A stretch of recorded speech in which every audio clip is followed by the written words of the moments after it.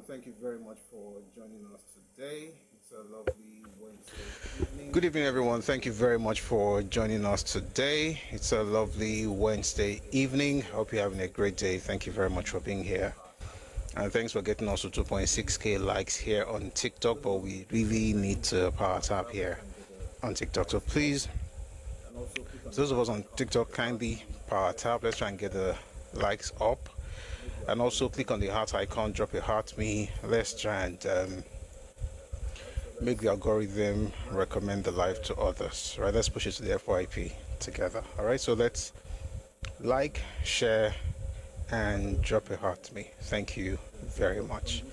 Glad to have everybody here. If you're on TikTok, on YouTube, yeah, please like the live and share. Also on Facebook, like and share. If you're on Twitter, please repost and like. Thank you very much. All right. Excuse me.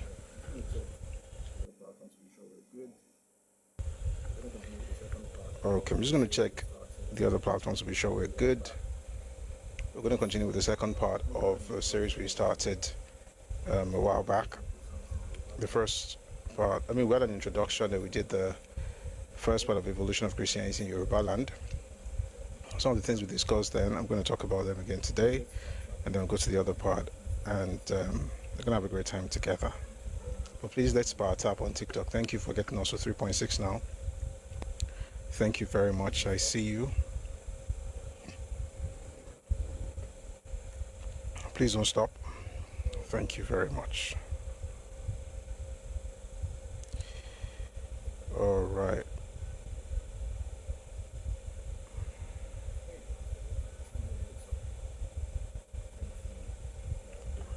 Okay.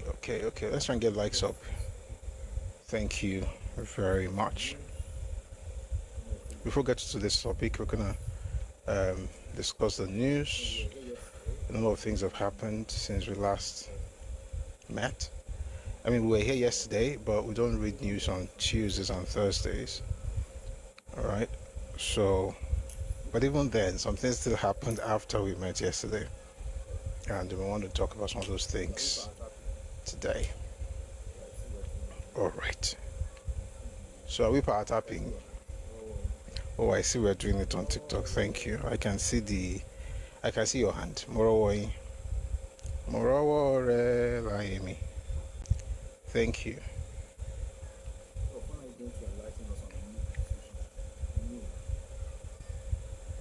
Prof, when are you going to enlighten us on the new constitution? New. There's no new constitution. Are you talking about the same? Are you talking about Nigerian constitution? Because there's no new constitution. They are amending the constitution, but there's no new. Please try and explain so that let's even chat before we get into all these things. What do you mean new constitution? Maybe if you explain, we'll be on the same page. So Mongbo, what do you mean by new constitution? Whenever you're ready. We don't have a new constitution, right? What's happening is that people have been using this phrase, Sixth Amendment. Is there really anything like that? We have to be careful with this American language. It's not even you, my brother. It's the general thing that I hear when they say, I've been hearing Sixth. Nigeria doesn't have anything like that, though. People use that phrase. The only country that actually has all the Second Amendment, Third Amendment is America. People use that phrase. The only country that actually has all the Second Amendment, Third Amendment is America. Nigeria doesn't have Sixth Amendment or Fifth Amendment. There's nothing like that. It sounds like, you hear these things, and people are saying on social media, it sounds like, we're working on Sixth Amendment. Which one was the first, second, third, or fourth, or fifth? Which one? So right now, there isn't the National Assembly. How many times has the... Because... Okay, so right now, we're using the 1999 Constitution. Has it been amended 5 times? I see this thing. I think I started seeing last week. Or people, what that was in spread. Me, I don't know of anything called Sixth Amendment. What I know is that there are amendments going on right now, and it's a lot of, different part of it being amended, and that's why there were public hearings a few months ago on different, shall I say, clauses in the Constitution. I know that's happening, and it's possible that we might have an amended Constitution. But I hear Sixth Amendment, and you know what? Come on, what's in blocking here? I'm like, it sounded so American. I played the Fifth Amendment. I mean, it's not okay. Second Amendment, like bit more than that kind of thing. You're always in Nigeria. But it's quite, maybe it's me, maybe more Democrat so. New says new constitution. I'll look. Let me 1 second. Let me look for it. Come on, maybe I'm not on. Maybe I'm not up to date. Lokozo Ẹkáàbọ Shedadani. Thank you for joining us. There's no new constitution in Nigeria. It's the same one. It's the same one.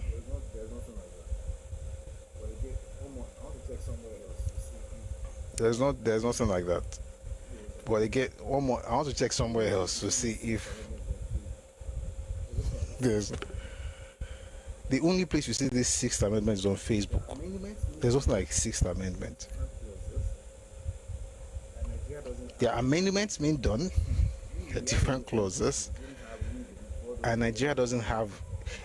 See, we have a different history. We didn't have the people, all those declaration of independence in 1776. It didn't happen in Nigeria. Our own. So people just sat down, wrote something for us, and wrote "We the People" in 1999. We've been using it ever. Then, since 1999, a lot of things have been amended. We don't call it first, second, third, fourth, but yeah, the constitution needs to be worked on. So they are amending it. That I am very, very sure of. We're just hoping that the things we've been talking about, like state police, is not in the constitution, So they have to amend that constitution in order to provide. I use layman's terms allowance for that kind of provision. So that is being done. Or maybe it is well. Many things that shall be done, if you know what shall means. But I know a lot of amendments have happened. I just don't know if it's sixth. But if it is, then I'm looking at the House of Representatives order paper presentation of bills. This happened February this year. The bills that were presented, but it's not to this conversation. All right. Any other question? The constitution new. It would be nice, shall we need? I think we need a new constitution, by the way. But if they can even amend what we have right now, we can make do with that until, they give us what will help us move forward. Folks on Facebook and YouTube, thank you for joining us. Good evening. It's a lovely Wednesday evening, and I'm glad that you are here. All right, so let's get into the news. They'll get into other things later. Let's begin with the conversation that the representative of the Nigerian Police Force had with Seun Okinbaloye on Politics Today on Channels Television. I think that's a very good place to begin. This is Benjamin Utain, who is a police spokesperson. Take a listen to the gentleman. Special advisors, they are being protected in the 36 states of the Federation. You see, one of the things that actually get to a lot of Nigerians is you see police officers serving in some ridiculous capacity, holding handbags, opening doors, and doing all manner of stuff for Nigerians. And these are the people that are supposed to help in the theater of wars, where Nigerians is combating real issues. And they are being subjected into all kind of ridiculous opening gates. The police have been turned into gatesmen in some rich men and in some big people's houses. And these are some of the issues that are being raised. Are National Assembly members, are they entitled? Are the commissioners, are special advisor, senior special assistants, these are commissioners out of assembly members? Who are these? Because Nigerians keep saying that, and if you want Nigerians to start doing that, I will advise that from tomorrow, Nigerians, wherever you are, whoever you see that is carrying police escort, can you take pictures and tag the Nigerian police force? Let's know whether they are serious about the implementation and their daring. Except for that, you see, the IGP ordered the AIG SPU to go to the Abuja airport and station his men there and arrest any police officer found escorting VIPs. He gave the same order to the CP, Commissioner of Police in Lagos State, to go to the Lagos airport and arrest any police officer escorting VIPs. That's how seriously we take this. Now, to what we said earlier about, police officers doing demeaning jobs in rich people's homes, yes, the IGP too was concerned about this, very concerned, such that 2 weeks ago, before the presidential directive, he ordered that the policemen attached to all VIPs be withdrawn. And these VIPs should come forward to apply afresh so that we could reassess and revalidate. This was 2 weeks ago. And coincidentally, the president gave this directive. It just reinforces the IGP stand. And the directive now even overrules anything like reassessment or revalidation. Now it is blanket. If you're a VIP, you are not entitled to police protection.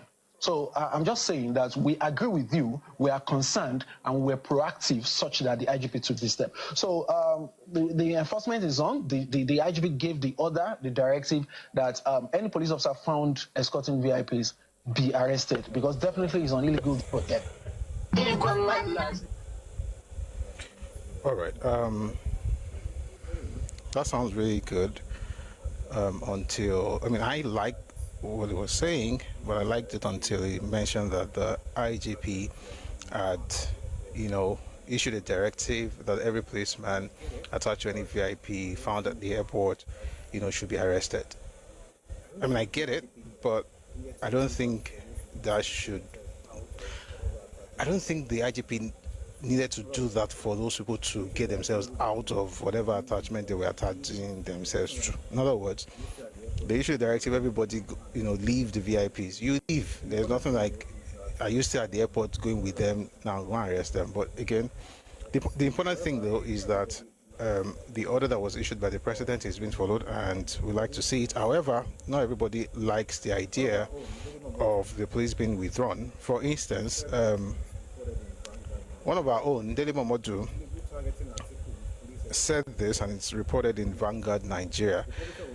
Tinubu targeting article with police escort withdrawal. Dele Momodu. The publisher of Ovation magazine, Dele Momodu, has accused President Bola Tinubu of using the recent directive withdrawing police escorts from VIPs as a political tool aimed at targeting former Vice President Atiku Abubakar. In a statement posted via his verified X account on Thursday, Momodu said he immediately smelled a rat, in quote, when the escort withdrawal policy was announced, claiming that a quote-unquote dummy list was first circulated by presidential aides to gauge public reaction. According to him, quote, Tinubu's spin doctors released a dummy list of those affected by the sudden and thoughtless decision in order to test the waters. They deliberately included most unlikely names like Tinubu's hatchet man, Nyesom Wike, Tinubu's chief campaigner in 2023, Aisha Buhari, former Vice President Atiku Abubakar, and others. End of quote. Modu said it quickly became clear to him that Atiku, who constitutionally retained security protection as a former vice president, was one of the administration's main targets. I think I don't need to read more. I just find this a bit ridiculous. Atiku's right to protection is not even about being a VIP. He was a former vice president. I don't think this would even affect him. I may be wrong, but I don't think it will even affect. Former vice president, former president, they have certain things that, certain benefits that they're, what's the word now? Entitled to. part of it is protection, of, I don't know if it's Secret Service or police. So saying this is targeted at Alhaji Atiku Abubakar, I don't think. Lifetime benefits, thank you. I don't think that whatever is happening right now is about him as a person. This is bigger than an individual. And I don't even think that anybody would want to withdraw the protection that a former vice president has. Why would you want to do that? I mean, I don't think it's going to affect him. He's not the kind of VIP. That's not even a...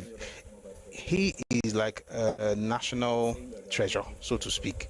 Just like any other former vice president or former president. It's like saying that there will be no police protection for President Goodluck Jonathan because he's no longer president. Again, I think people are just politicizing all these things, and we should focus on what's really happening. Thank you very much for the gift. And your faith to Maria, I really appreciate it. All right. By the way, that was on TikTok. If you like to, it's not even if you like to, please click on the heart icon above me. If you're a member of the team, drop a heart to me or whatever you can. Why is that the algorithm somehow pushes every live that has gifts in it, so that it pushes to the FYP, that's the For You page. So support. Anyway, that's that about Dilemma Water. I don't think that is something that should be taken seriously. I said that with all due respect. All right. Thank you very much, Adidayo. I think you're also agreeing with what I'm saying. Is among the high-risk political office holders, is entitled to it. Exactly. So I don't see how this VIP thing will be talking about a former vice president. Abba. You received your books today. Oh, good. I don't even know which of the people, but thank you. Thank you for your patronage. All right. Something interesting happened in the last day or so involving this man whose voice you're about to hear. I'll play the video, then I'll tell you what happened. I'm sure you probably have heard about it, but we'll talk about it as well. Here is the former Chief of Defense Staff, Chief of Army Staff. Wait, which one was it? Was it Defense Staff or Army Staff? Holy wow. I'm checking baking baggy. Or was I know his name is CD. Someone says our own Mr. Daly loves to be in the news. And if you want to be in the news for Ngoto make sense. Anyway, this is the former Chief of Defense Staff. Take a listen, or Defense Chief of Staff. I don't know what they use, but once I've done, I'm good. Chief of Defense Staff, sir. So I was right. Thank you very much for helping me.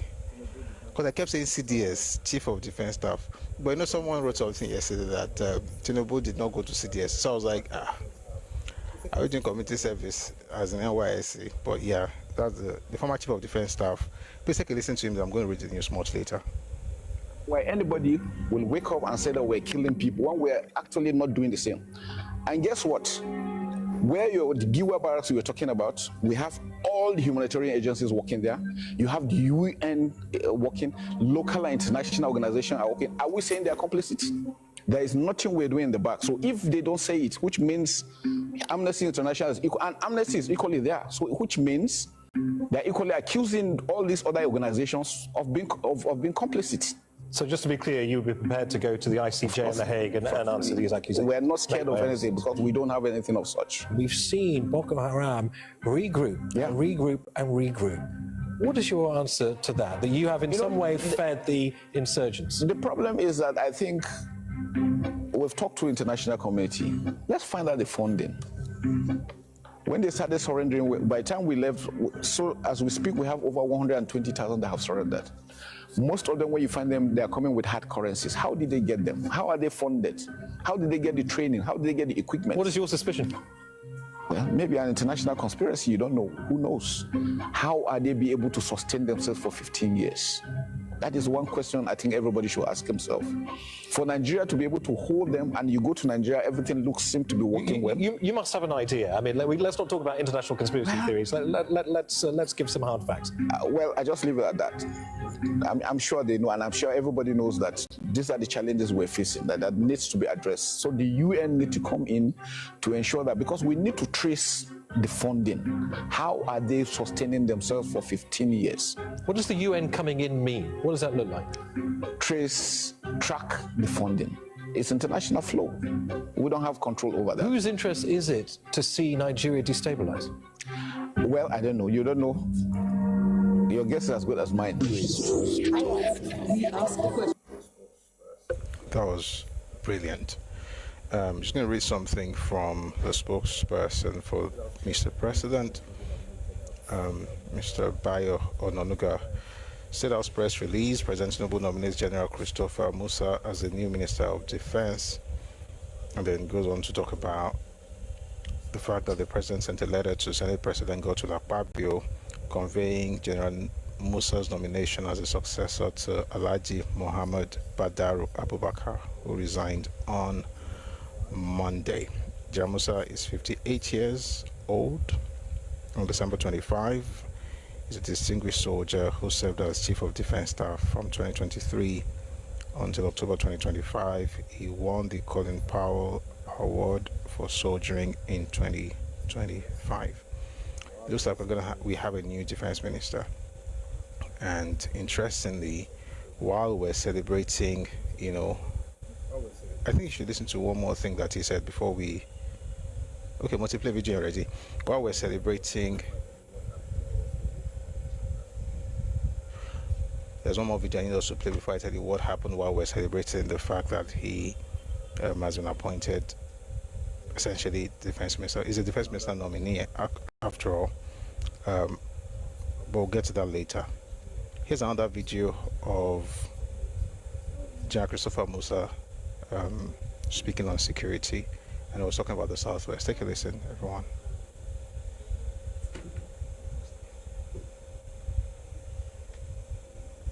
Their capacity to hold up. That's why it's important that we must bring them together, working with the state governors particularly. Why the Southwest seem to be doing very well, sir, is because all the governors agreed together. And that's why regionally governors must come together, because 2, 3 are better than 1. And that's why for us to them to understand that the bandits do not respect border.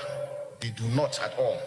In fact, where they get their strength is the ability to run when you attack them, especially around Sokoto area, they enter Niger. And once they get to Niger, you can't touch them until they come back in. And that's why I said it's important that for the multinational joint task force in N'Djamena, we need to also build up their capacity to hold up down towards the border with Mali and Burkina Faso, because we're beginning to have those, and that's why we're having those incursions into Kwara coming down southwest, and we must stop them not to get further than that. I think action has already been done and put in place. It is for us to harmonize all this, firstly to ensure that all the MDS know they have a role to play.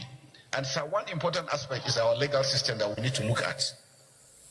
Most of our laws look obsolete, and because sometimes justice is delayed, then it becomes a problem. Because once punishment is meted immediately and action is done, it serves as deterrence to others. And that's why I think critical that we must be. And so I mentioned that all the MDS need to do the legal service, the correctional service, the civil defense. All mining activities have to be monitored properly, because that's another source of funding.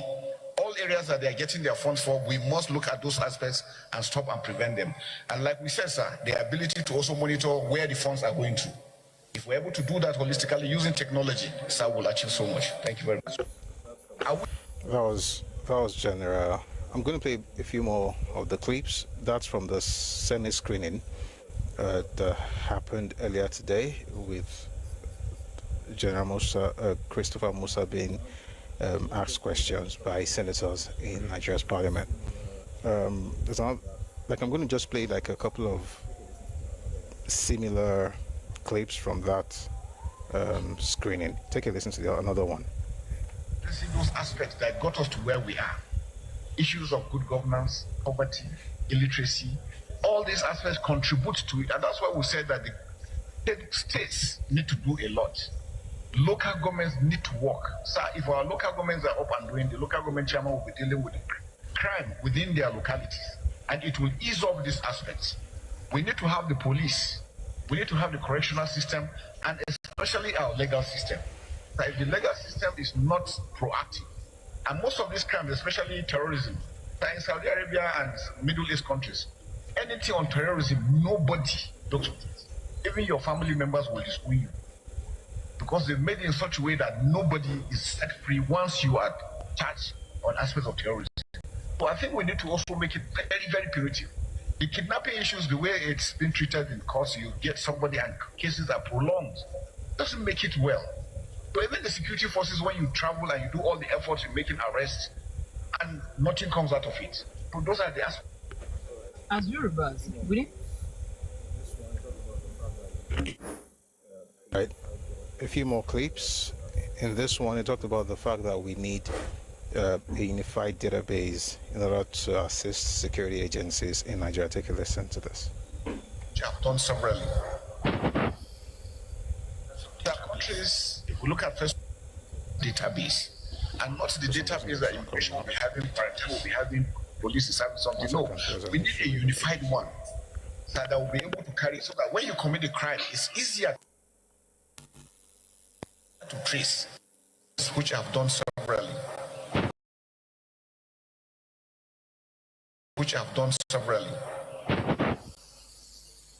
There are countries, if we look at first world countries, where are they succeeding? They've been able to put some basic things in place. Something as simple as a database for all citizens. So I think that's one area that we need to be, so that we can also assist the security forces, and even developmentally, we need to know the number of people in particular areas so that we can know whether we have markets or schools or hospitals in those areas. I think it's important that we must have a comprehensive database, and not the database that immigration will be having, quarantine will be having, police is having something. No, we need a unified one so that we'll be able to carry, so that when you commit a crime, it's easier to track you, it's easier to trace. That aspect that people can easily commit one crime in Sokoto and run to Maiduguri and go and steal, or run to Kano or somewhere and nobody knows them, makes it a lot easier for them. There are countries where you commit one offense, even your bank account is closed. Your ATM cannot work. Now with ICT, we can do a lot. So I think it's important at this stage for us to start looking at how we can link up all those data together to have a unified one that will assist us in doing this. The candidate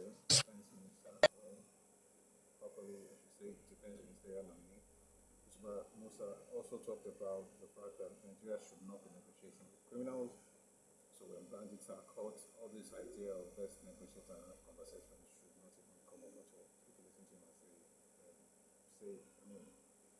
take a listen to him saying this while he was being screened by the Senate yesterday.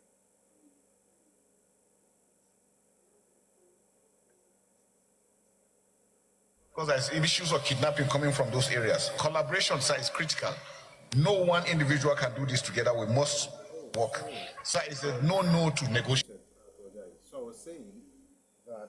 Oh, sorry, I was muted. I apologize. So I was saying that he also spoke about the fact that we should not be negotiating with criminals, bandits, kidnappers, and the idea that people should, have tete-a-tete with folks who should be, in prison or dealt with, apparently is not very cool with him, which is something I really like. So this is, again, the Defense Ministerial nominee, Christopher Musa, at the Senate screening held earlier today.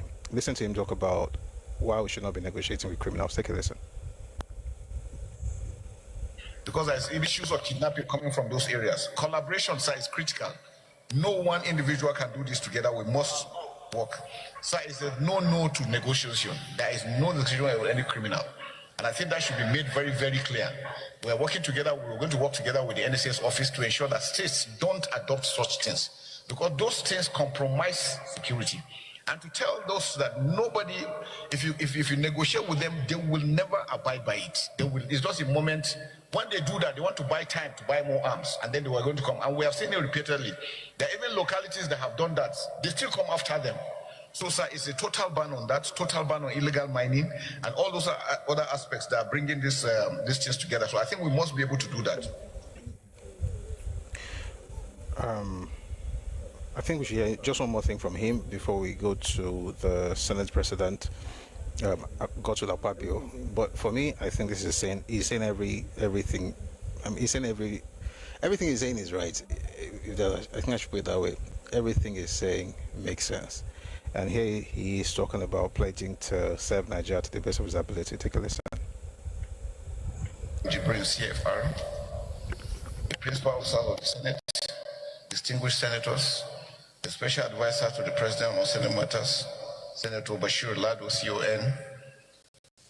I feel highly privileged and honored to be here standing before you in this hallowed chamber.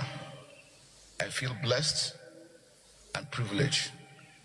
The last time I was here, sir, was as a military man. Today, I'm standing here as a retired general. To God be the glory, sir. I am General Christopher Gwabin Musa, retired, the 18th Chief of Defense Staff, Armed Forces of Nigeria. Standing here as a great honor to present myself as nominated by Mr. President as the Minister of Defense of the Federal Republic of Nigeria. I was born, sir, on 25th December 1967 in Sokoto. I spent my formative years in Sokoto before I went to the Nigerian Defense Academy as a member of the 38 Regular Course. I was commissioned in 1991 into the Infantry Corps, and I've been there all through my career.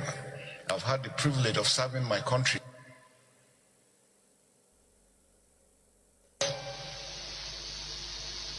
When I got to the Chief of Defense Staff of the Armed Forces of Nigeria, for me, it's a defining moment because it gave me the privilege and understanding of the dynamics of the challenges confronting our great nation, Nigeria.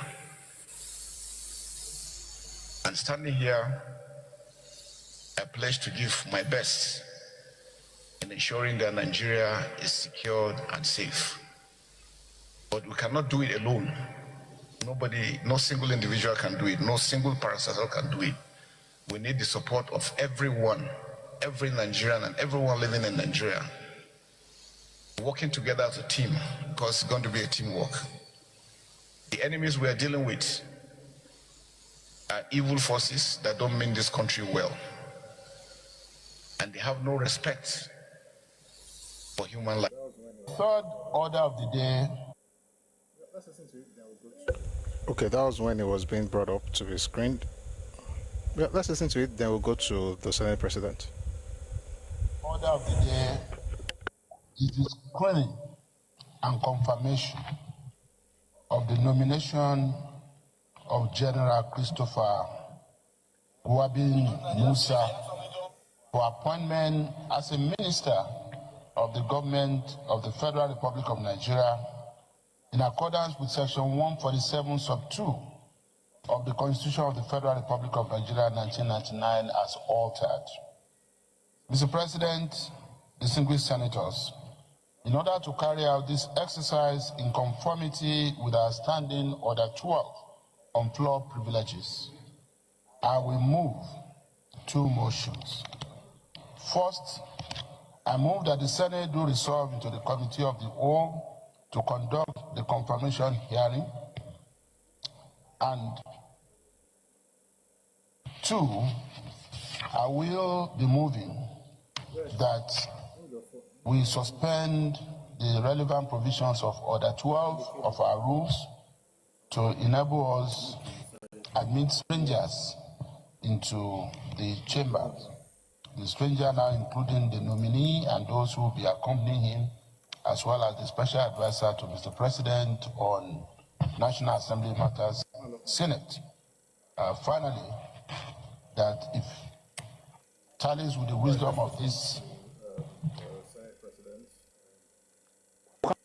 All right, let's listen to the Senate President who spoke earlier today. Two clips from him. Take a listen to the first one. I'd love to ask him questions at a time like this. So if we come here and we do politics of bow and go, this is not a period we should say bow and go. Even Donald Trump is on our neck. We have not yet asked him what his response will be to Donald Trump, the President of America. not just anybody, Chief of Defense Staff, and you stand up and say you should take a bow and go, with so many questions on the mouth of Nigerians, with over 200 Nigerian children in the bush, kidnapped and being tortured. His appointment is heralded all over Nigeria with happiness because Nigerians believe he has something to offer. Give the man an opportunity to give Nigerians hope.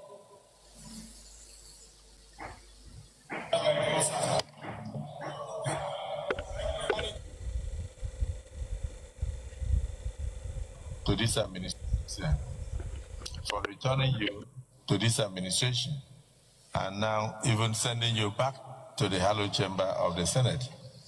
This is a ritual that every person who wants to be a minister must go through. It's constitutional. That's why we brought you back here. And you would have seen the kind of respect that this chamber has for you, that even before you later got here, we were informed that you will be coming. And so we prepared for you. We are delighted that we did not waste time because we want you to go straight into action as a minister of the Federal Republic of Nigeria if you are cleared by this Senate, and then assist us in tackling the insecurity in the country. Accompanying the minister of the ministerial nominee, General C.G. Musa, retired, we have Major General O.T. Akinjobi, retired. We have Major General B.N. Salawu.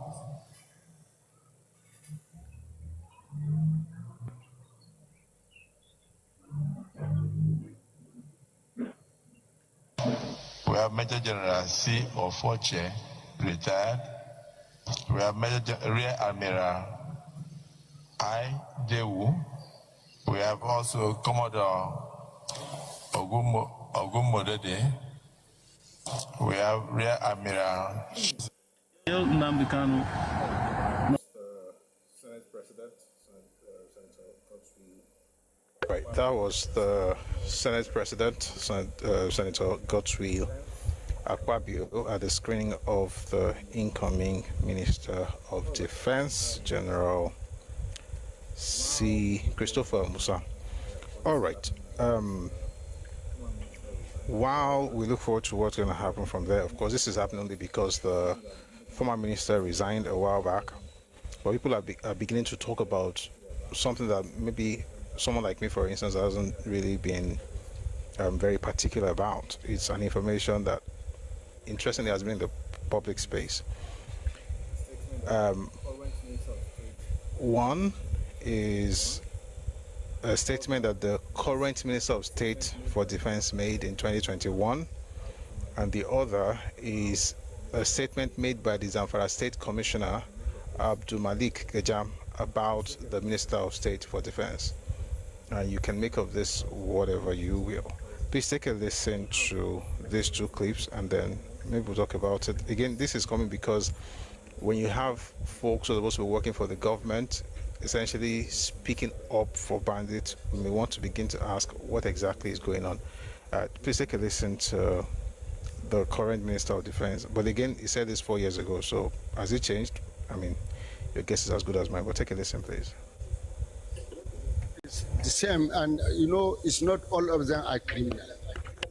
Not all of them are criminal, because if you know, maybe if you investigate what is happening or what makes them to take those laws into their hand, some of them sometimes were cheated by so-called Ensakai, and I have to ban completely the Ensakai master. The Ensakai, those called vigilante group, who normally went to their settlement, destroy their property and take their animals. You know, so and you know, they doesn't have anyone to spoke with. So sometimes they are going for revenge. Like if Yantisake attack them, so they will go for the Brussels. So that is what exactly happened. And some of them are living in a settlement where close to a village or town, and they sometimes if there is maybe operation, military operation, the military will go and destroy their properties and their animals. So they are angry with such actions sometimes. So sometimes if you are talking to them, you can understand where they are coming from and you can understand their problem.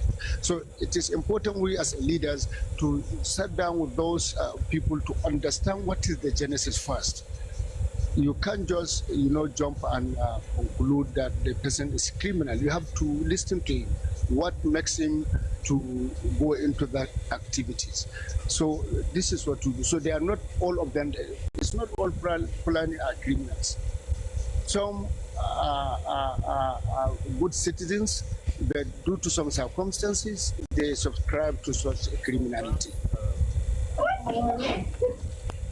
All right. Trended, and of course this came out because of on the heels of the resignation of the former Minister of Defense. People are saying that, hey, listen to what the current Minister of State said in 2021, and could it be this, could it be that? And then someone like the Commissioner for Finance in Zamfara State also said something, relating to this issue. Please take a listen to the man. His name is Abdulmalik Gajam. Take a listen, please. Given asylum, see that past governor left in the State. He bought his vehicle, he locked his vehicle and dashed them away to bandits. The evidence is there. He was given asylum in the government for bandits, people that killed even in the barbaric era. There have never been a time where an emir or a king would give asylum to somebody that is something. Anyway, I'm going to read from Sahara Reporters. It says here, exclusive. Pressure mounts on Tinubu to sack Matawale as U.S. insists on defense minister's removal before security collaboration. Who is Matawale? The man we just listened to earlier, the President Minister of State for Defense. It says pressure mounts on Tinubu to sack Matawale as U.S. insists on defense minister's removal before security collaboration. There is growing pressure on President Bola Tinubu to also remove Bello Matawale as Minister of State for Defense following the resignation of Alhaji Mohammed Badaru Abubakar as Minister of Defense.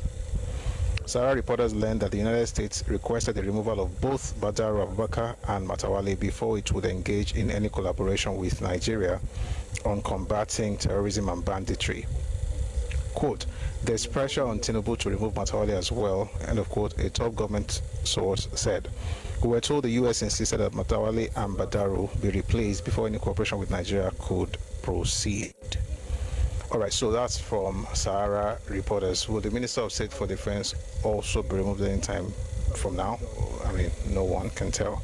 However, I think so that we don't judge based on just one version or one side of the story, I want you to listen to something similar that was said about the present Vice President, Senator Kashim Shettima, when it was said to have,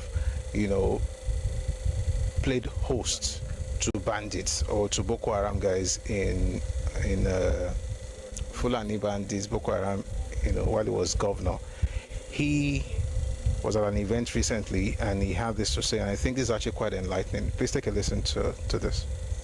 Relationship between the Kanuris and the Fulanis. When Boko Haram moved to the Sambisa forest, they allowed the Fulanis to graze their livestock until wars trickled down to them that the Fulanis were revealing information on the movements of the Boko Haram to the Nigerian military. So they dropped them away, confiscated all their livestock. Very wealthy individuals became destitute overnight. Most of them became my guards in the schools the government was building across Borno State, because underneath the mayhem of Boko Haram, beneath the nihilism lies the real cause, which is extreme poverty. And education provides us the greatest tool of really addressing the root causes of insurgency and banditry. So we are crazily, massively building educational facilities, and most of these Fulanis were the megas in those facilities. I took it upon myself to break the intergenerational transfer of poverty, to reach out to those Fulanis and enroll their kids to school. I was even giving them rice, beans, clothing items, just to convince them to entrust their kids to me so that I can take them to school. And I was not keen on mixing them with the local people because they are the poorest of the poor. I even built a school, a special school. All the classrooms were air conditioned, we were using digital education aids, we were feeding them 2 times per day. And we were bringing buses.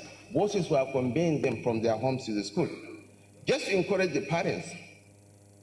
Regularly, whenever I go on visits, I used to sit down with the parents, eat, chat, just to win their confidence. One of those pictures recently went viral. Shetima dining with bandits and Boko Haram in Maiduguri.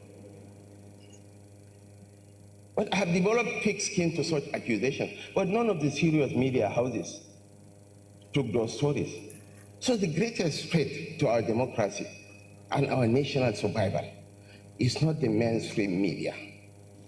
The anarchists in the social media are the greatest threat. I know they will come after me. That's the price of leadership. They are serious commentators and they are mischief mongers. Perhaps the most sacred duty of the media, as I said earlier, is the responsibility of saving democracy. And I understand that journalists and politicians sometimes enjoy the relationship of a cat and a mouse. Each side is convinced that the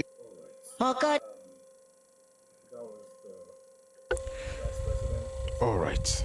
That was the Vice President Shetima speaking on what happened back then, and also the, should I call it the reportage or the narrative on social media, and it's trying to correct what a lot of us may have gotten wrong, I guess.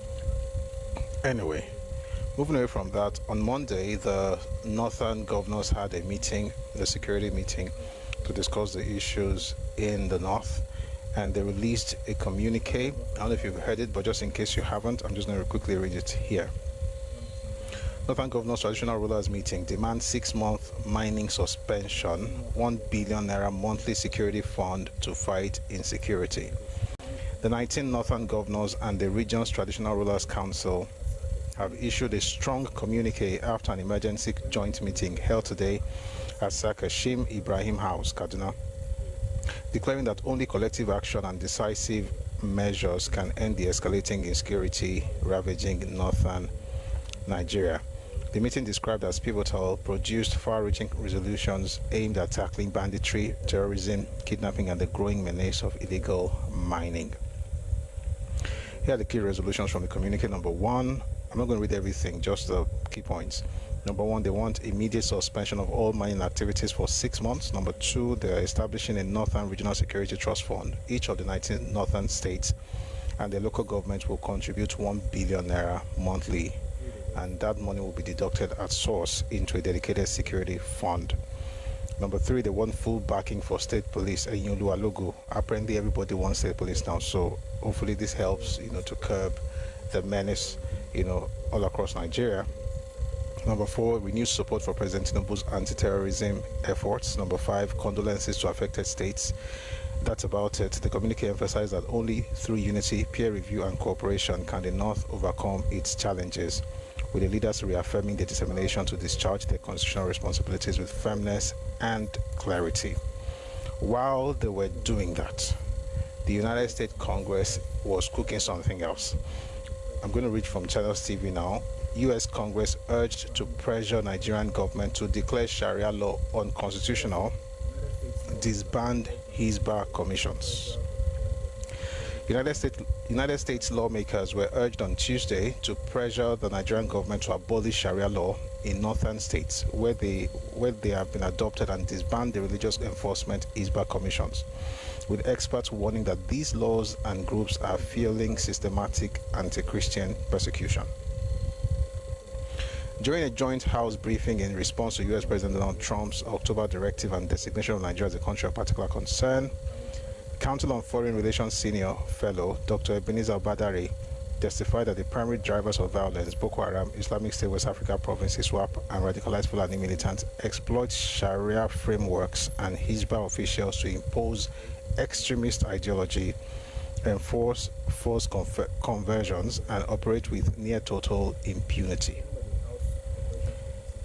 Obadari laid out a strategy for dealing with the violence and killings. A statement by the House Appropriations Committee quoted him saying, quote, "The policy goal should be twofold. First, work with the Nigerian military to neutralize Boko Haram. Second, the United States should put pressure on President Tinubu to, number one, make Sharia law unconstitutional in the 12 northern states where they have been adopted since 2000, and number two, disband the various Hisbah groups across northern states seeking to enforce and impose Islamic law on all citizens regardless of their religious identity."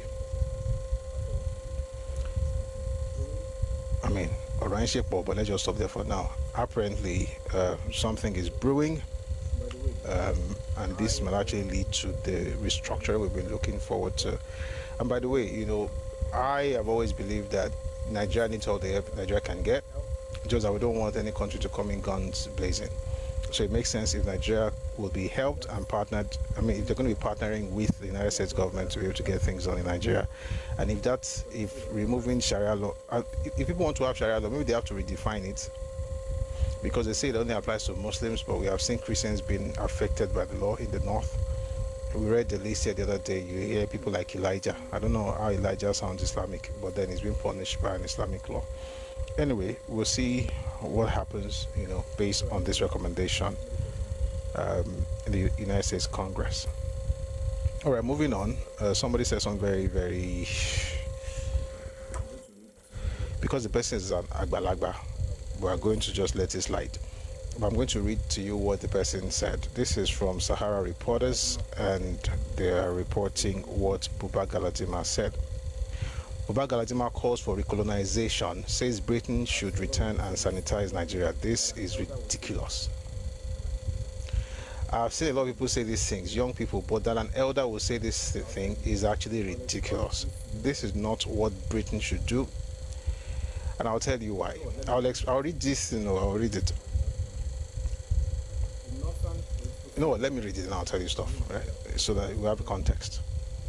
A northern political figure and chieftain of the New Nigeria People's Party, NNPP, Buba Galadima, has declared that Nigeria has deteriorated to a point where recolonization by Britain may be the only path to restore order, security, and good governance. Galadima, in an interview with AIT on Monday, said the Nigerian government has failed on all fronts, including security, agriculture, rule of law, and democratic accountability, pushing the country to the brink. Quote, "If they can't secure this country, then let them ask Britain to come back and colonize us," he said. "They should come back and sanitize the country, enforce the rule of law, teach us democracy, and stop corruption." Let me tell you what I think. So, two things. Number one, will it be better if Britain comes back and recolonize Nigeria? Absolutely. Why? When you have strange bedfellows put together by an outsider, it's only the outsider that knows how to govern them, the way he structured them. So it makes sense. But it doesn't make sense that after over 60 years of independence, you are calling for Britain to come and recolonize you, which tells you that you don't even understand what it took to gain independence in the first instance. Now, I know people say in the first place, I know people say things like, "Oh, we didn't fight for independence." Well, we didn't fight like America fought. There was no war, but that doesn't mean that it was like nobody just did anything. Folks from the south, particularly from the western region and from the eastern region, were more eager to have independence than folks from the north. That said, that's true. Also, power was essentially transferred to the north by the British. That's also true. What is not true is that the only reason we are like this is because we are independent and that it will take only Britain to set us right. Anyone who maintains that stance is actually saying that they are intellectually inferior to the Britons or to the Englishman or to the British person. I am not in. I mean, not to say that. I mean, it is what it is. It was terrible. I mean, in terms of security, but we didn't hear from him that Nigeria should be recolonized by Britain. I think a lot of people say these things, especially on social media, but to hear an elder say it is actually disappointing. By the way, I have a video where he was talking about what they did, you know, when OPC was trying to take Ilorin and things like that. You are scheming and going against what makes multiracial or pluralistic societies work. You are literally working against it. They're asking Britain to come and help you. It doesn't. I mean, I don't get it. You are not working with the proper structure. You're not even looking forward to creating a proper structure for yourself and saying things like, okay, see, we are where we are right now. There are many ethnicities in Nigeria. We are many nations in one. Nigeria is not a nation. I've said it several times. Nigeria is a country of many nations. Are there other countries like this in the world? The answer is yes. We're not the only ones. So the question is this: when countries are created this way, how do they move forward? Definitely not with unitary system. Definitely not with the kind of that version of federalism. So are we saying we don't have the capacity, we don't have the brain power to sit down and say this kind of structure that can work? And you know the beautiful thing about Nigeria is that you don't even have to start from scratch. All you have to do is get Awolowo's books on constitution and federalism. Just get it. And I can recommend as men, get out on Nigerian constitution. Start with that one. Get pass to Nigerian freedom. In fact, start with pass to Nigerian freedom. Start to Nigerian constitution. Then there's a book he wrote on strategy. You would understand that the way to make Nigeria work is not even. I'm not saying it's easy, but it's not like you have to start to find a way to create it. People have done the work, but you will not listen. You're looking for Britain. These are the things this is why you talk to foreigners sometimes. They'll now be looking at you like you're having a conversation with them. They are now surprised. They're like, look at you. I'm like, what's the big deal? Because maybe they've heard people like this say things like, we need to be recolonized. So when they hear you speak, you sound different. I'm like, someone says all you do there is to quote their books. Are they not superior and intellectually superior to you? Deity, if you have any modicum of sense, if your brain was the size of a gnat's brain, you would have heard me quote 3 books by Awolowo. How does that sound like their book? You guys just go everywhere constituting nuisance. How does Awolowo sound like Britain to you? And that was intentional, by the way. I intentionally quoted Awolowo's books. Intentionally quoted Awolowo's books. And somebody came and said they are superior because you are quoting their books. Which Oyinbo book I quote in the last 5 minutes? In Conrolo, oh come on, only able I think then Sheriatiano. If you don't understand Yoruba, ask your friend. Listen, respond to what somebody is saying, not what you are thinking. I'm not even sure you can think. And I've said this several times. Personally, there are 2 people that loom very large as far in my own political firmament. One of them is from us, by us, wrote for us. His name is Awolowo. Forever the greatest politician who ever lived, in my own books. The second person lived far away from Nigeria. His name, he's passed now too. Lee Kuan Yew. And when you study both of them, you find congruence, you find alignment. And then you begin to wonder, these people did this thing in the 60s and they wrote all these things for us. Why are we not working with the things they wrote? They are from here. They looked at the problems here. They looked at the problems across the world. I have a book, the one by Awo. Awo, they did the research on all the countries of this earth and the systems of government they operated, that they were operating at the time. And one clear truth that you find, by the way, Deity, if I was so harsh, I apologize, but please don't write things like that in the comment section. I'm not one of those people who is always, who are always looking at Oyinbo as, I respect white, black, green, doesn't matter. It's about your ideas and the veracity of your claims, but don't push that on me and say because Oyinbo think Oyibo are better. Where? That's impossible. But if you feel I was harsh, I apologize. What was I saying? When you look at the work by Awo, what it did was it looked at the entire world. And I think I've read it here before, one of those books. He mentioned all the countries in the world. And what you discover is that every country that was multiracial and that was making progress had something similar. They recognized the differences of the nations and they had ethno-linguistic states. You say it in Nigeria, people are jittering all over the place. They're jittery, like, you don't like unity. It's as if something is off in our brains when you say you can have ethno-linguistic states, that you can have nations within a country. They are afraid. And they are afraid because many of us, God will help us. I don't want to say something negative. It's important that we understand the fact that the structure to make Nigeria work, as much as it's going to take a lot of work, it is not going to be easy, but it's going to be a lot easier than if we had no template at all. And we do have we have a template, and the best of the template, I'm not even capping, the best was written by Awo. And if you've read Nigerian politicians in the 60s and 70s, even the 40s, 50s, 60s and 70s, the best recommendation, not for Yoruba people alone, but for the entire country, are the recommendations by Awolowo. But if we're not going to take those things and work with them, we're looking for Britain to come and recolonize us, it tells us that we're not thinking straight as a people. And I see a lot of people say it because they feel like it makes it sound nice. Oh, let Britain. If Britain comes to recolonize us, it will work. Why? DC. Right? You are strange bedfellows. But what will make it work on our own, we can also do it. Many countries have done it. Switzerland has done it. Belgium did it by themselves, for themselves, not looking for a savior from abroad. I think it's not inspiring. Let me just put it that way. It makes it's when elders speak like this, I'm always very careful how to respond to it, but it makes no sense. With all due respect. So all these years we've been going to school, we've been reading books, studying everything. All these years, nobody in Nigeria, we can't find 10 people that can actually sit down and come up with something sensible. We have to go and look for salvation from outside. So why did your children go to school? I'm talking to the elders. Why did their children go to school? Why did they go there to learn? When you say, oh, everybody's traveling out, they're traveling out. When they traveled out, when they went out, what did they see there? Just like what you're saying, like, oh, I wish they could just colonize us. Let me tell you something. It is well.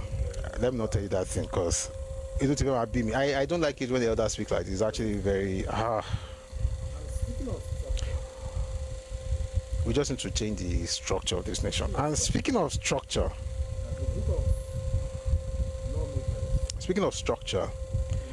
a group of lawmakers in Delta State, in Delta North to be specific, have spoken against whatever Ned Nwoko is doing about the creation of Anyoma State. But before I read what they have to say, let me read from the cable first. And this is from a group in the Southeast. We're going to read the ones from the South later. This is from a group in the Southeast. They say, this from the cable, by the way, Ned Nwoko causing confusion with his state creation moves, says Southeast Group. The Adada state movement has accused Ned Nwoko. I don't know whether you want help or your help don't become something else. It says the Adada state movement has accused Ned Nwoko, senator representing Delta North, of obstructing efforts to create a new state in the Southeast.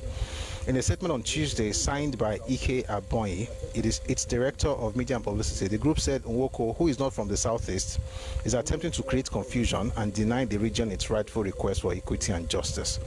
The movement urged all institutions involved in the state creation process at federal, state, and regional levels to adhere strictly to constitutional requirements.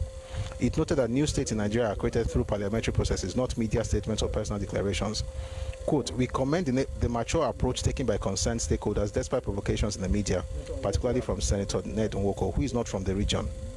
The statement reads, Senator Nwoko has been attempting to rewrite history, create confusion, and deny the Southeast its rightful request for equity and justice. The group commended the National Assembly's Joint Constitutional Amendment Committee for recognizing the need to address long-standing demands from the Southeast. What's all this strange here about? I mean, you probably know the news. this is going to be interesting in amongst the Igbos. Senator Nwoko has been he's been championing the creation of Anioma State, right? But we all know that geographically or geopolitically, Anioma area is in South-South.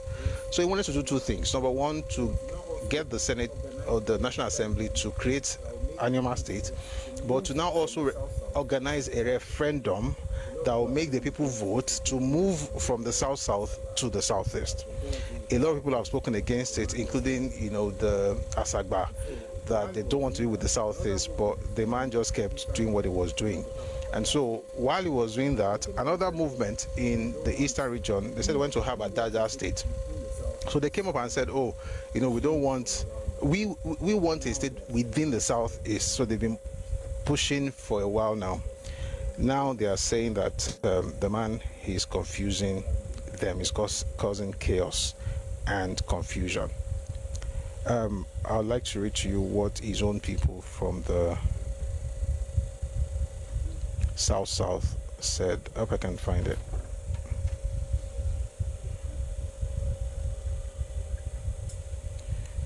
I will find it.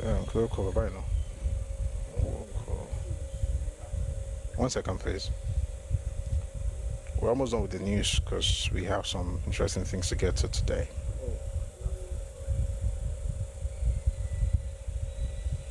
Oh, fantastic. I found it.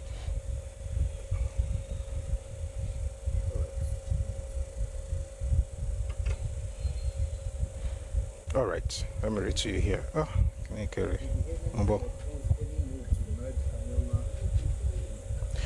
We vehemently oppose any move to merge Anioma with Southeast.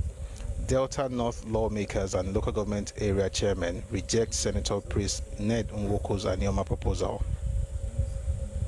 The Igbos in the Southeast are saying they want a Dada state. The ones in Anioma say they don't even want to be in the Southeast in the first place. And let me just quickly read what they said. This was a press release.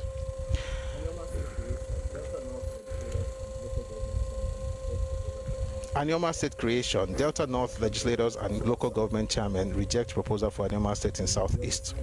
Reaffirm commitment to South-South geopolitical zone.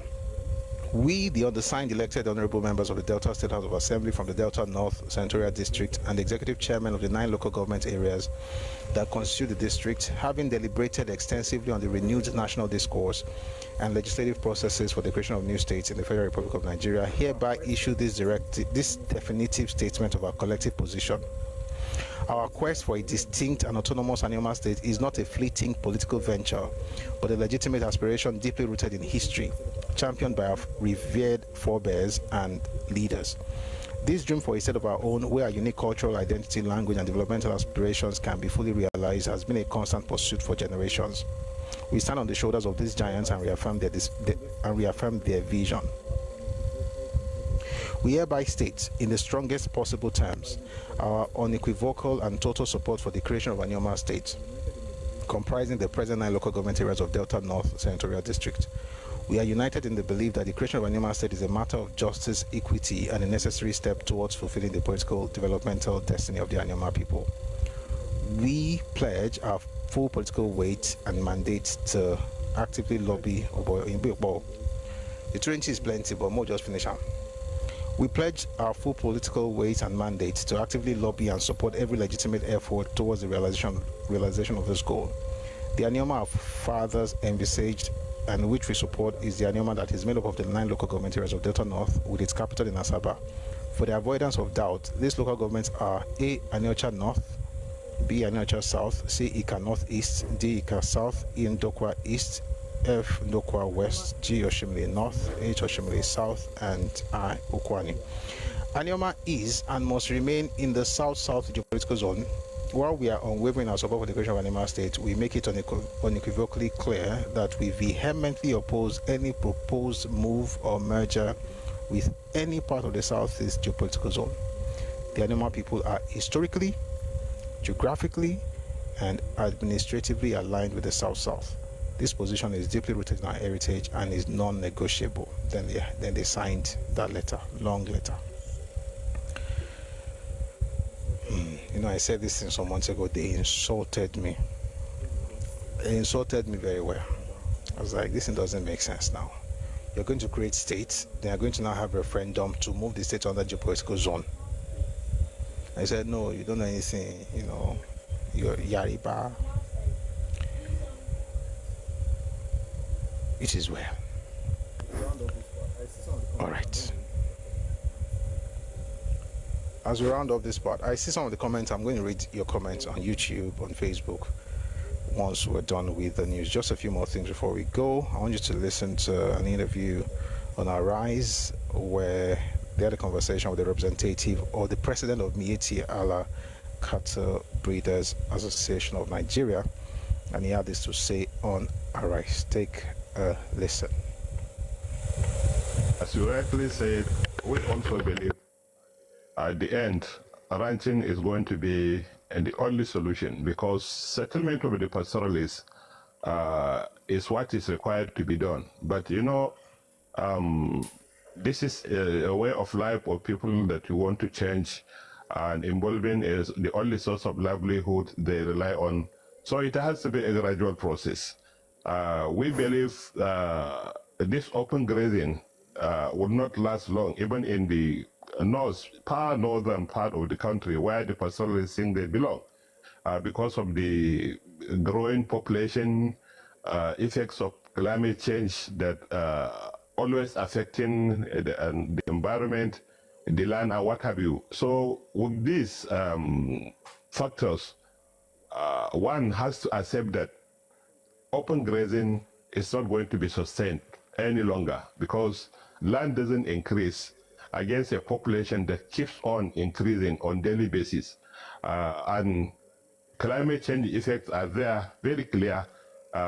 Desert encroaching fast into the hinterland, affecting production of crops, changing the rainfall pattern, grass that are being consumed by the cow before now are no longer there in the forest because they have given way to unpalatable ones that are not being consumed by the cow.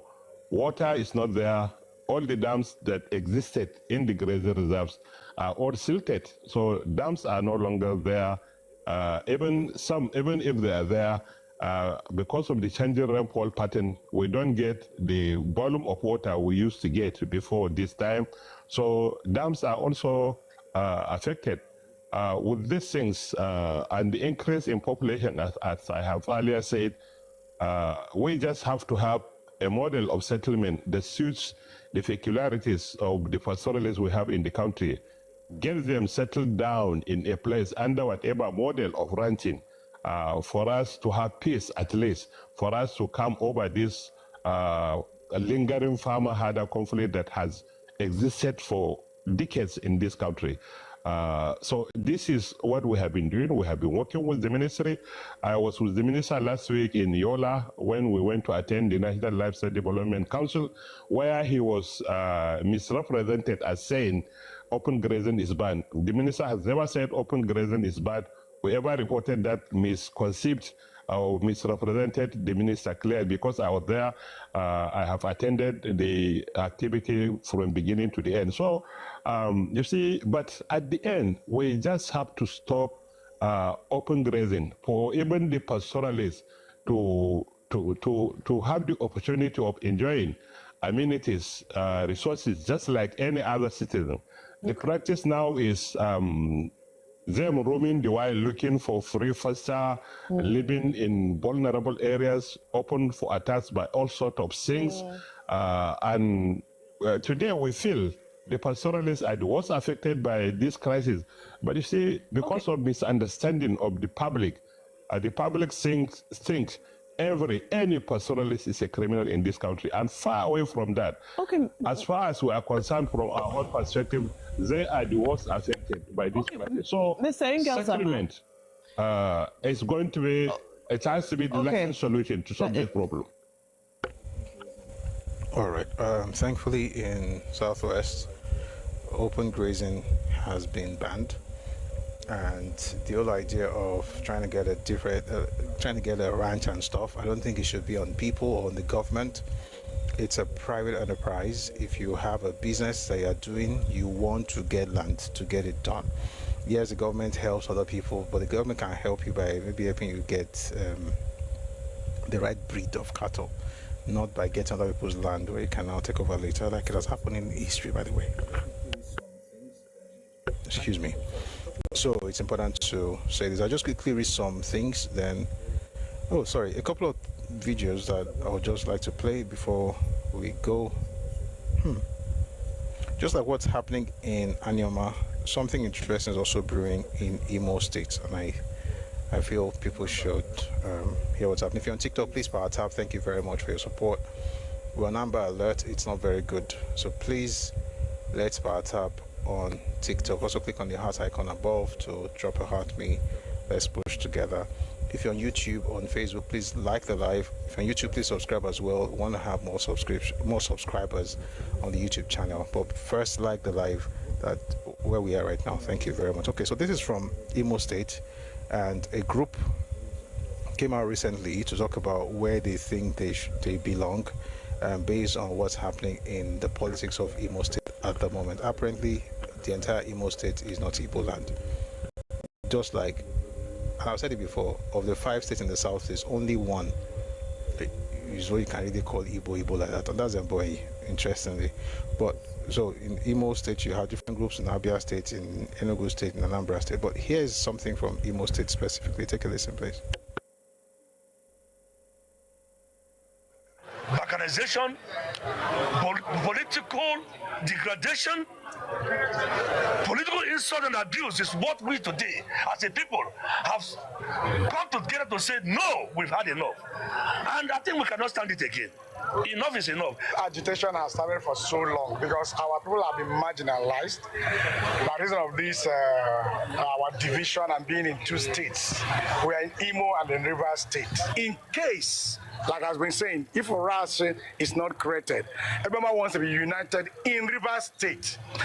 And for those that are in Imo State, they want to join their brothers in Rivers State. And if we must remain in any place, it has to be discussed. Because in Imo, for instance, we produce oil. For the past 3-4 years, under this present administration, we don't have road, we don't have light. And we have complained, done series of open letters to the governor of Imo State. He decided, or the government decided, not to give Ebema light, not to have roads in Ebema.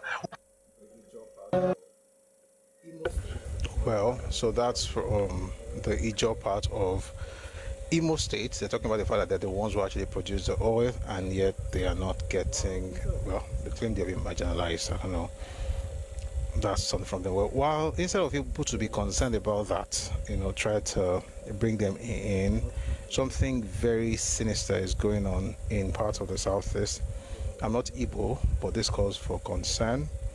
I'm not sure you can hear a lot of it, but I'm going to tell you what's in the video, but just let me, 1 second.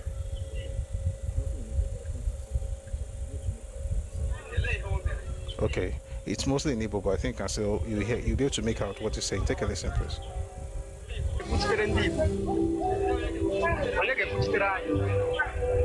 Who will speak for us? Where is the law?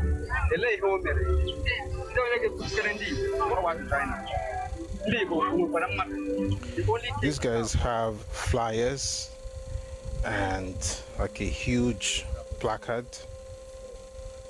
with the image of Nnamdi Kanu, and they have this letter, words on it: "Show me the law." And they're preaching in the marketplaces, essentially passing on the legacy of victimhood and teaching young people that somehow something is wrong and Nigeria is not doing what it's supposed to do for them, who will save them, and all that kind of rubbish. This is sad because there are young people in the market and they are seeing people shout, "Show me the law." In case I don't, you know what, let me show you. Show me the law, let me show you. Surely it makes sense back to law. Who will speak for us? We don't have representatives.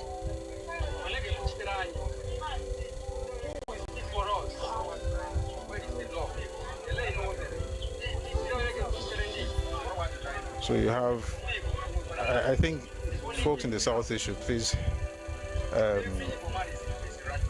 since every Igbo man is in prison right now, from the Southeast, this is like a duty that you have.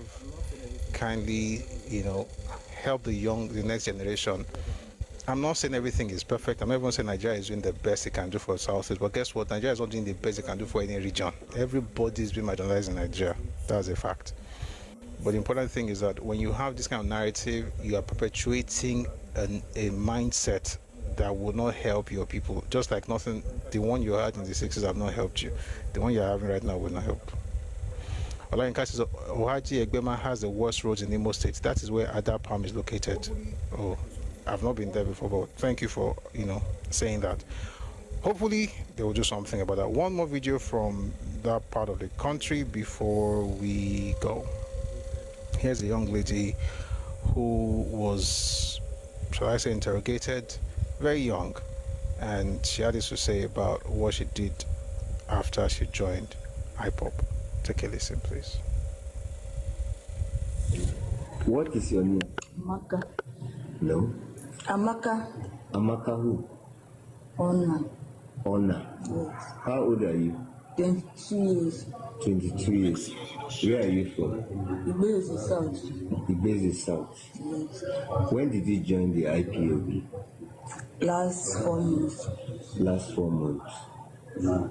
How many people have you killed? 5. Eh? 5. 5.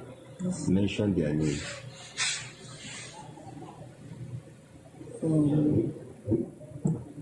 Mention their names and the places.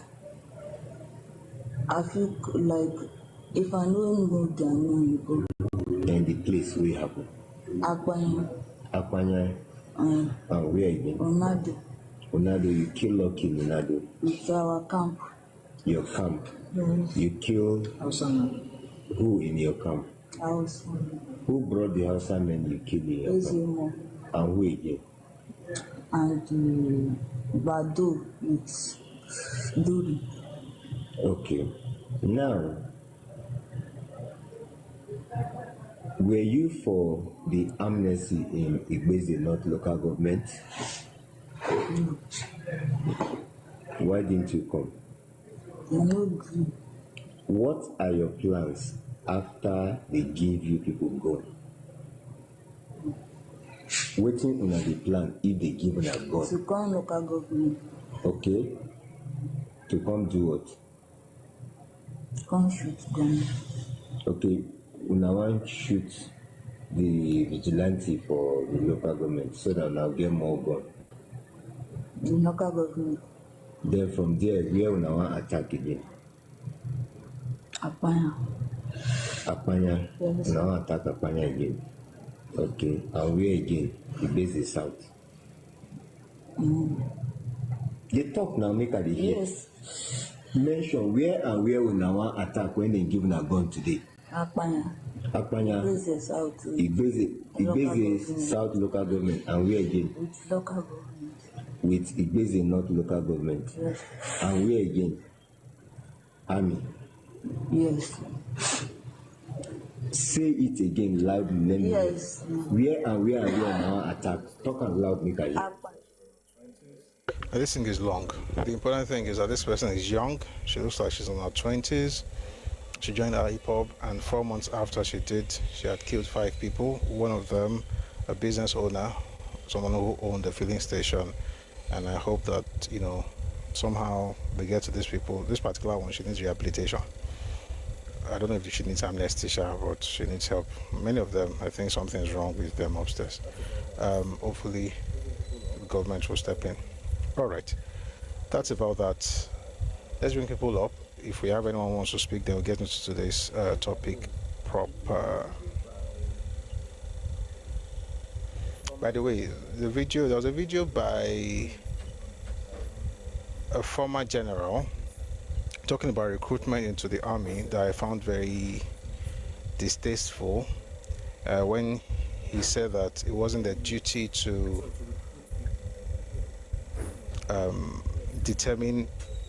to recruit people. And I was like, oh, if you're talking about army recruitment, who else is going to recruit? But I think let me see if I can find that video. Let me play it for you guys.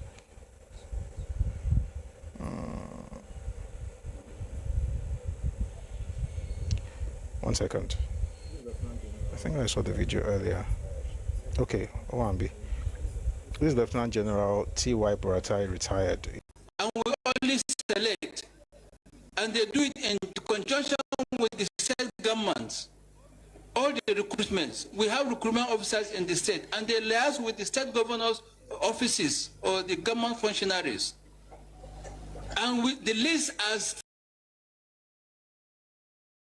all over. And they are the ones to identify and say, look, this man is so-so, this person is so-so. Before he goes for training, remove him. When at the basic point, you fail to do your responsibilities, you're not blaming, those institutions that recruited them.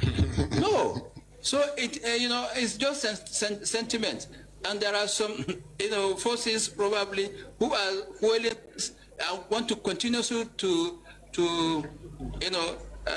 demoralize, and make the military as if they are deliberately, recruiting terrorists and bandits into the services, And I remember there was a time when they even accused or alleged that the DSS and police were also recruiting, but no institution, you must have an indigent letter or identification from your local government from your state, and there is representative of the state government in every recruitment process. So when somebody is recruited, you can't blame me, you can't blame the Army or the Air Force or the Navy.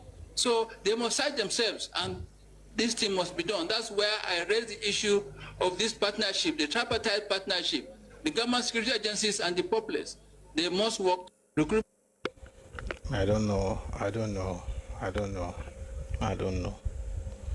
You're the army, you're recruiting people, you're now saying there's another organization that should have done your recruitment and they didn't do it right, but they're still going to come to your own place and collect uniform and guns.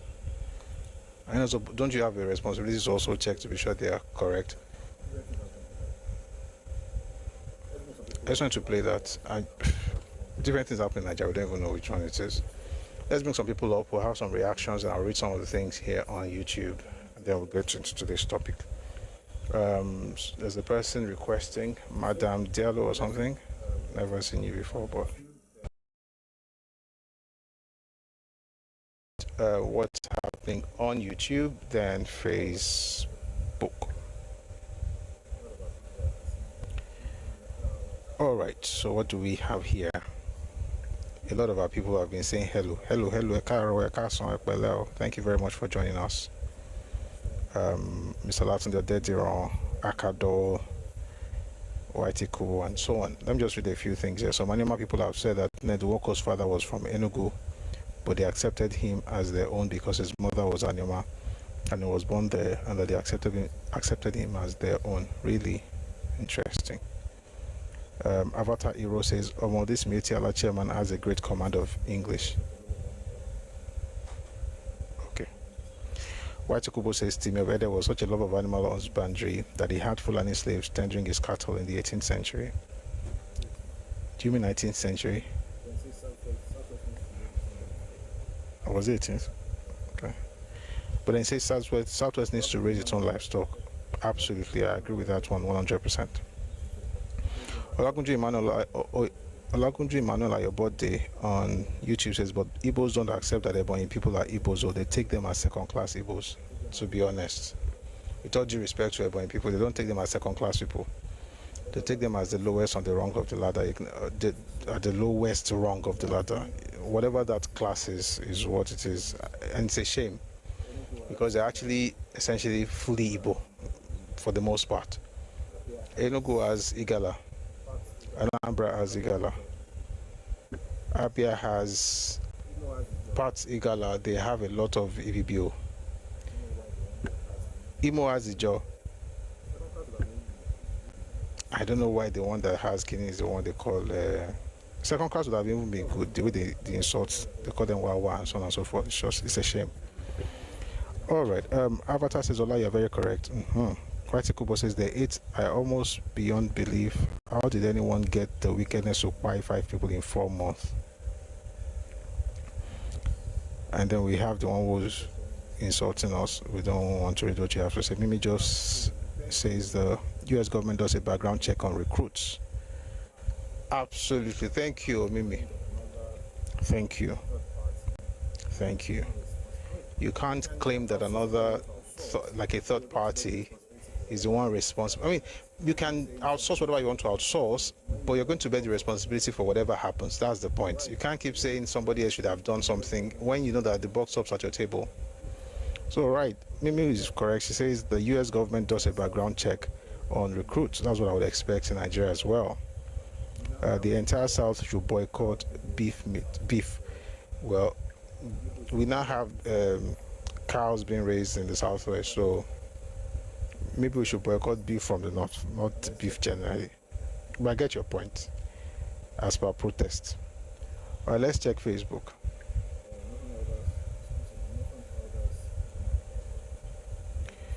Northern elders, someone says Northern elders are not part of, I can't read this one, let me not say what you have typed, it's heavy.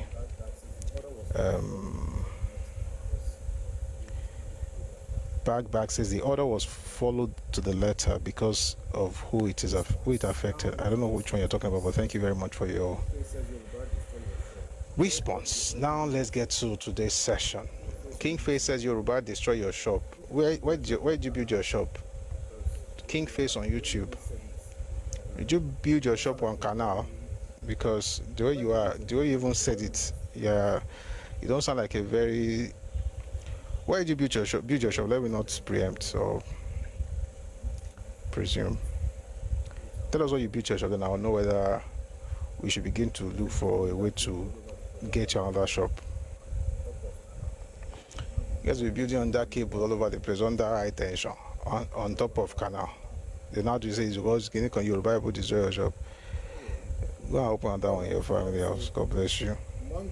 Man, disturb me. Where were we? All right, but I say, Monday people wanted to respond, but there was no time. Today there is time, but looks like a lot of people just want to listen. Okay. So we shall go to today's session. Please, if you're on YouTube, kindly like and share the live. If you're on, we have more people than likes, which is good, by the way. It's good that we have more people, but we want to also have more likes. So please try and like the live if you're on YouTube. Thank you very much. If you're here on TikTok, please power tap. Thank you. All right, let's talk about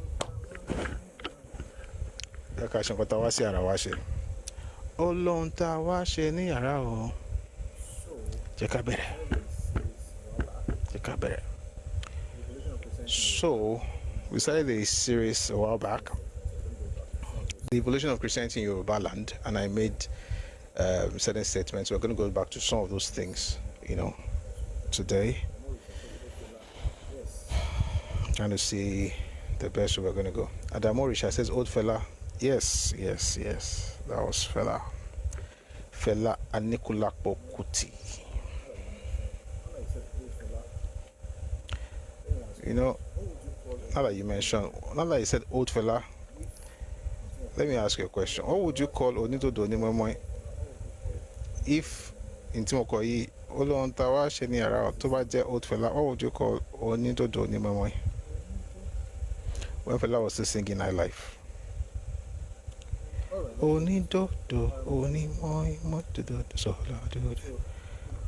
right, let's get into this. I'm trying to open the book, by the way. So we're going to have a recap, and then we'll get into, the next part that I want to talk about today. Felix says, Mashoju Finti Simio. That would be the oldest Felani. Yes, Kola Lobito. Yes. By the way, there's a book that, but I'm looking for this book, so in case you find it, please let me know. I read it a while back. I read about 7 years ago or so. And it wasn't my copy, and I've not been able to find it since then. The book is called Dis Fela Sef. Dis as in D-I-S, Fela Sef, S-E-F. Fantastic book. It was written by Mr. Benson Idonije. That's Burna Boy's grandfather. And he was Fela's manager in '64. Very fantastic book, but I've not been able to find it again. I'm glad I read it when I did, Sha. At least I know what's inside the book. But I want to actually get another copy. So in case you find it, please let me know. Even if it's old copy, I will buy. Thank you. All right, moving away from Fela, let's go to the evolution of Christianity in Yorubaland, part 2. Last time, we talked about the fact that you can't really talk about the beginnings of Christianity in Yorubaland without looking at what happened in Benin and in Warri. And of course, it's even a lot easier now that we know that Warri itself is Yoruba in nature. So the Warri, by the way, the name Warri is shall I say, a mispronunciation of the original name of the place, which is Iwere, okay, or Iwere, depending on how you pronounce it. But the people are called the Shekiri, and they are also vitally linked with the Yoruba group. And there, the king, right, the first king, Ginowa, had come from Ife via Benin, and I know why I'm saying this. It was a king in Benin, sorry, it was a prince in Benin, moved to Iwere and then moved to that side, was with the Shekiri, and then became the first Olu. Now, the royalty of Benin is connected with the royalty of Ife, just like the royalty of Warri is connected with the royalty of Benin. Royalty of Benin is connected with the royalty of Ife. Therefore, royalty of Warri is connected to the royalty of Ife, just like Oyo's royalty is also connected to the royalty of Ife. Why is this important? Because beyond royalty, or even because of the royalty, the idea of religion or of Christianity also spread from a branch of the Ife royal tree, which happens to be Benin. So we said the other day that now to talk about it, we have to not necessarily go the normal route, where people start the history of Christianity in the 19th century in Yorubaland. So in the 19th century, this happened and that happened, and they're not lying; they are right, but it's not the total truth, so to speak. There is another part of it that most people don't talk about, perhaps because they don't know, or because it's not in the public space. And like I said, even if I say things that you probably have not heard in the public space, I'll read it from books, and the reason I do that is because I don't want it to look as though it's made up. Nothing said here is made up. Now that I've said that, I'm going to start again by reading the book by Professor J.K. Ajayi. This book is called Christian Mission in Nigeria. The book you asked for is only in UK about £25 at Amorisha. Really? I need to get that book. Talo and UK, the live and get to, I'll think about that later. But thank you very much for that, Amorisha. I'll have to find a way. I'll find a way. Okay, so starting with this book, this one is called Christian Mission in Nigeria, 1841 to 1891. Thank you, Adamu. 1841 to 1891 by Professor J.K. Ajayi. And he talked about, I got interested in what he had to say because of a particular statement he made in the first paragraph of the introduction of the book. Let me read to you. The years 1841 to 1891 covered roughly the last half century before the establishment of British rule in Nigeria. Excuse me. 1841, the year of the first Niger expedition, marked the beginning of the movement to re-establish Christianity in this country. That's the word that got me hooked. To re-establish. So if you're using the word re-establish, it suggests that it was established at a point, maybe it fell into disuse or whatever, but now it's being re-established. So it says, the year of the first Niger, that's 1841, the year of the first Niger expedition marked the beginning of the movement to re-establish Christianity in this country, following the failure of earlier Catholic missions in Benin and Warri. Without having to go back to everything we discussed the other day, I'm just going to mention some of those things. Number one is the fact that in 1515, the Portuguese missionaries arrived in Benin, and the Oba of Benin himself asked for the Portuguese missionaries. I'm just going to read from this book right now. The Oba of Benin himself had asked for Portuguese missionaries, but when they arrived in August 1515, he was away fighting the Ida War. He summoned them to join him on the battlefront, asking meanwhile that lessons on religion be postponed because he needed leisure for such a deep mystery. He returned after a year and asked that one of his sons and others of the chiefs be baptized and taught to read. He was soon back at his wars, and presumably the missionaries returned home. When 3 other missionaries arrived in 1538, they found the Oba no longer interested. Portuguese trade in Benin had declined, and the missionaries were unwilling to supply ammunition as requested by the Oba. Thereafter, the missionary effort in Benin was fitful and intermittent, and it failed completely to displace the traditional religion. When was this? 1515, 1538. So that's the first time Christianity was coming in that particular direction. But not just to Benin, it has also had gained a little foothold in Warri. I'm going to read again from this book by Professor J.K. Ajayi. In Warri, however, it did appear in the 1570s as if the Portuguese had successfully planted their religion there. 1570s. Since the Olu, anxious to maintain his independence from Benin, decided to enlist Portuguese support, he welcomed Augustinian missionaries from Sao Tome, that's Sao Tome and Principe, and allowed his crown prince to be baptized as Sebastian. This prince later sent one of his sons, Domingos, to Portugal to be educated, and he came back with a Portuguese wife. This was way back. There's something off. This streaming business is something else, so, but I think we're good. Let me continue. It says here, just go back a bit. The Olu welcomed Augustinian missionaries from Sao Tome and allowed his crown prince to be baptized as Sebastian. This prince later sent one of his sons, Domingos, to Portugal to be educated, and he came back with a Portuguese wife. The son of Domingos by this marriage, Dom Antonio Domingos, when he became the Olu, carried on this tradition of close Portuguese and Christian connections. Indeed, for about a century and a half, from 1570 to 1733, the Warri rulers became well known as professing Christians, but the European religion did not spread beyond the court. Even at court, its hold was recognized to be shaky.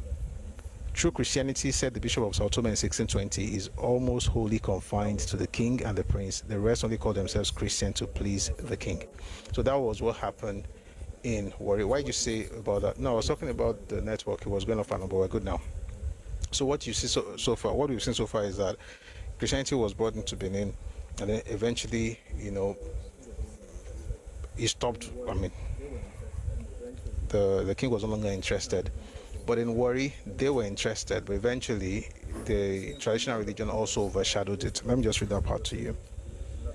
It says, beyond the palace, those who call themselves Christians are just saying it in order to please the king. They take their children to baptism only with the greatest reluctance, believing that a baptized child will die immediately. The majority of them take wives without the sacrament of matrimony. They circumcise their children and practice superstitious rites and sorcery. Catholic baptism means little without the sacraments, and the Warri rulers could not ensure a regular supply of resident clergy to administer them. Eventually, the traditional religion reasserted itself at court, and from 1733 onwards, the ruling family began to turn against Christianity.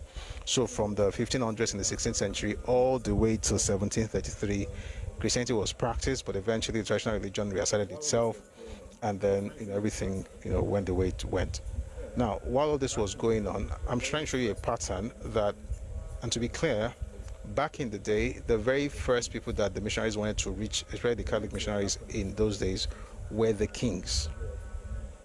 They wanted to have connection or relationship with the kings, with the royalty, with the monarch.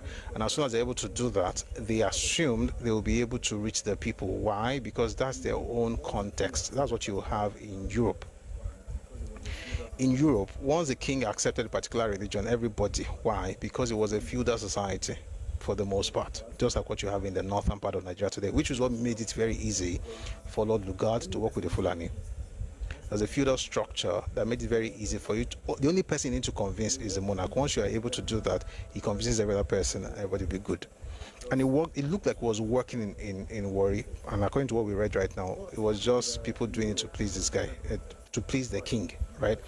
But in Europe, it was a different context. People actually believed that thing because, of course, their very sustenance depends on the goodwill of the kings and the nobles, right? So when you look through European history, you notice that whatever religion the king of the town or the city was, whatever religion he subscribes to, is what everybody or most people will subscribe to. You see it with Catholicism all across different countries in Europe. And when there was a break, for instance, in England, and the Church of England began, that was the end of Catholicism until, of course, the Tudors, Mary and Bloody Mary and so on and so forth, they rose again. We're not discussing British history, but English history. What I'm saying basically is that the king had, I should say, great influence, right, in determining the religion of his subjects. And I think that's what they assumed as well. And it worked for a while, but after a while, it stopped working. Now, it happened in Benin, but with Benin, it was actually the king itself that stopped believing in the whole idea. In Warri, it was the king and the people, but something similar also happened in Ife. Now, when you read a lot of books about the history of Christianity in Yorubaland, it places it in the 19th century. Wani, Banemaso, Batajilaba, Orisha Timole, or something like that, you know, and at a point, Igbagbo, something like that. There's a particular saying in Yoruba language, you know, but it's an assumption that the first time Christianity was getting to our land was actually in the 19th century, but that's not exactly what happened. Now, why am I saying that? Because we read a bit to discover that, I say, some other things happened earlier than the 19th century. So we're going to go to two books that I mentioned the last time, two books. One is called Ife Shrines by Chief Emi Fabumi. The other one is called Olodumare, God in Yoruba Belief by Bolaji Idowu. These are great intellectuals. Baba Fabumi himself is a traditional religious person. I used to have seminars in University of Ife back in the day. Bolaji Idowu was, how should I say, is, because his work is still, you know, a powerful voice in understanding the relationship between... Please, can you hear me? Someone said they can't hear me. Mimi Joseph on YouTube, can you hear me now? I hope it's better. I just saw your message. Anyway, when you read Bolaji Idowu's works, it tries to help you understand the relationship between the different religions in Yorubaland, you know, and also talk to you about the traditional religions, the many religions that we have in Yorubaland as well. And two of his books that I think you may want to, if you're interested in that, you should get. One is called African Traditional Religion. I used that book in my undergraduate years, and thank God I did. Fantastic book. And the other one is Olodumare, God in Yoruba Belief. So I'm going to read two of those two books, Olodumare, God in Yoruba Belief, and Fabumi's Ife Shrines. By the way, some of the things you're going to hear, you may be like, Migori, but don't, Emamika. According to tradition, Ife was a Christian town over 500 years ago. Now, this book was written in the 20th century. It was written around 1980, thereabout. Right? So, this happened around the 16th, 15th century. So, I was talking about 1400s, 1500s. Most likely 1500s, better put. So, this was the end of the 20th century. I was talking about what happened mid to end 15th century, so about 500 years ago. And that's important because in case you're looking for the dates, that's how you can easily understand. According to tradition, Ife was a Christian town over 500 years ago when the early Roman Catholic fathers came to Ile-Ife from Benin. Why? We already mentioned the connection between Benin and Ife. This goes way back. The primary connection between Ife and Benin is actually Oromio. The primary connection between Ife and Benin is Oromio. Oromio, the grandson of Oduduwa, who is the first Oni of Ife. Oromio became the one who began a new dynasty. As a matter of fact, let me not change topical. There's another connection. That connection is a man called Igodo. I'll try not to go into Benin history. Just trying to explain that there's a reason that happened. Igodo was the first Ogiso.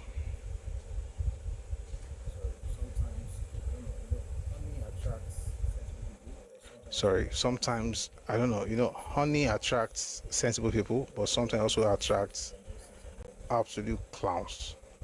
Because I think what we're doing here is sweet, but I'm just saying some rubbish in the comment section. Where was I? Someone says, how about Ogiso? Oh, no, Monsoy. Ogiso is not a person's name, it's a title. Igodo was the first Ogiso of Benin. By the way, there was no Benin, it was Igodomigo. There was no Benin at the time. Ogiso was the first person. Excuse me, please.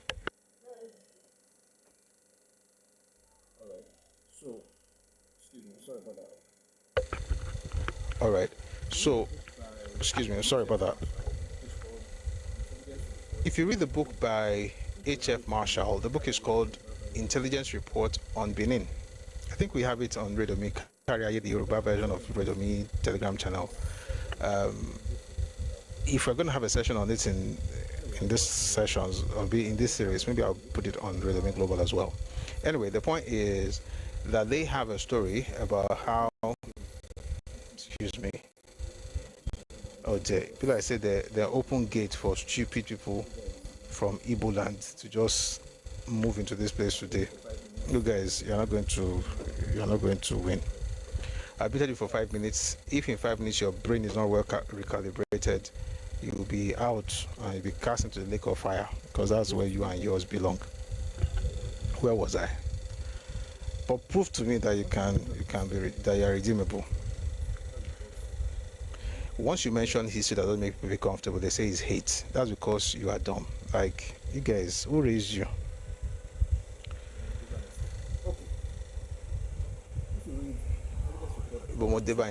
Okay.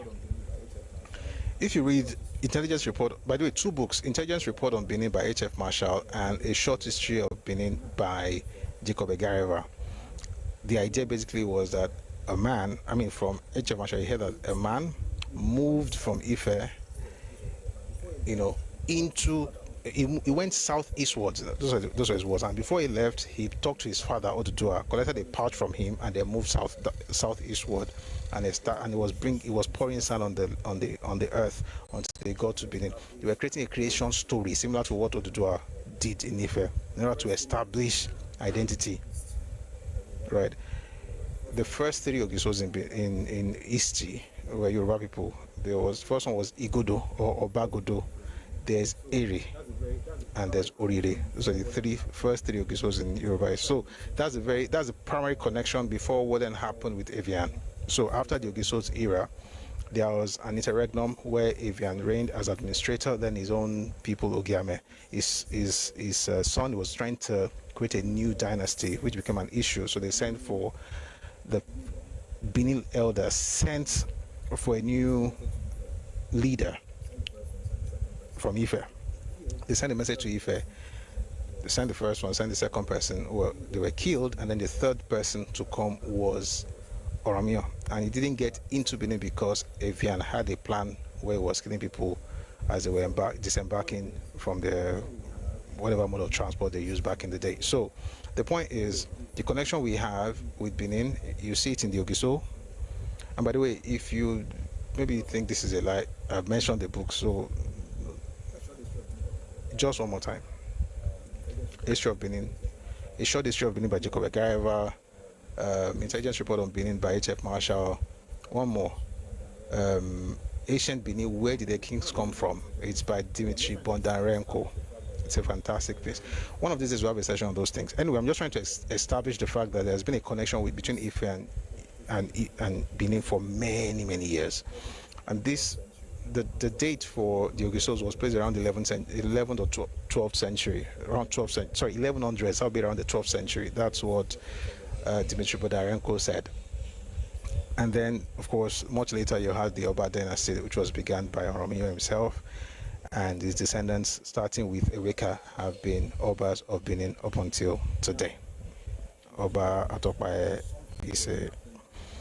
Now, because of that connection, when something was happening in one place, most likely you will find it either introduced or brought into the other place. E.g., in the 14th century, Oba Ogwola, all the Obas of Benin will pay host. They will pay host to craftsmen traveling from Ife to different parts of Yorubaland, right? And they will go with crafts and stuff.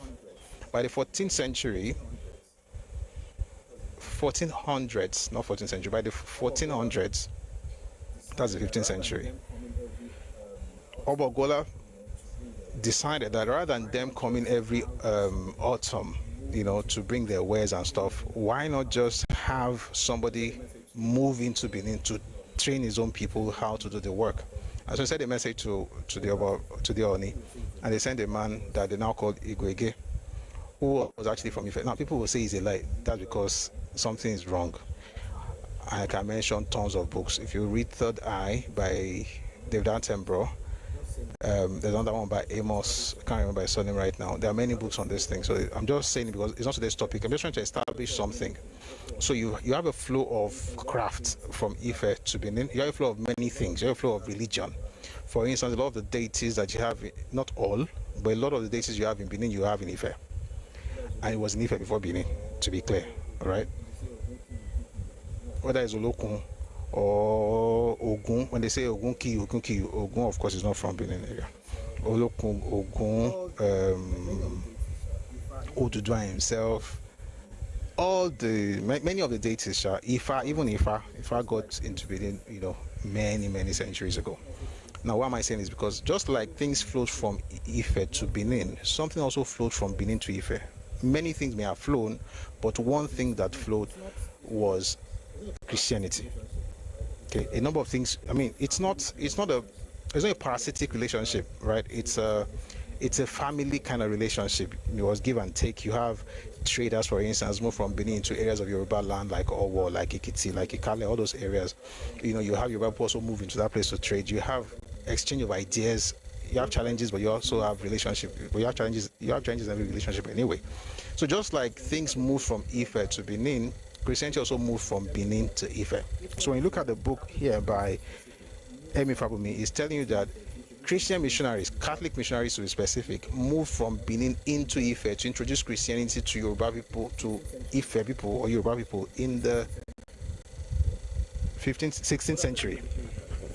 In the 16th century. Okay?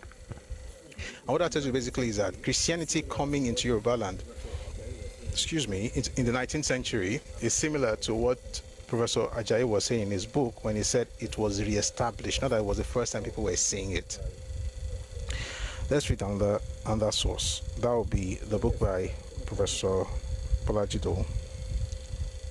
Sorry, yes, in fact, Shimokakini Tosha. Did I finish reading it? We established that it was around 500 years ago.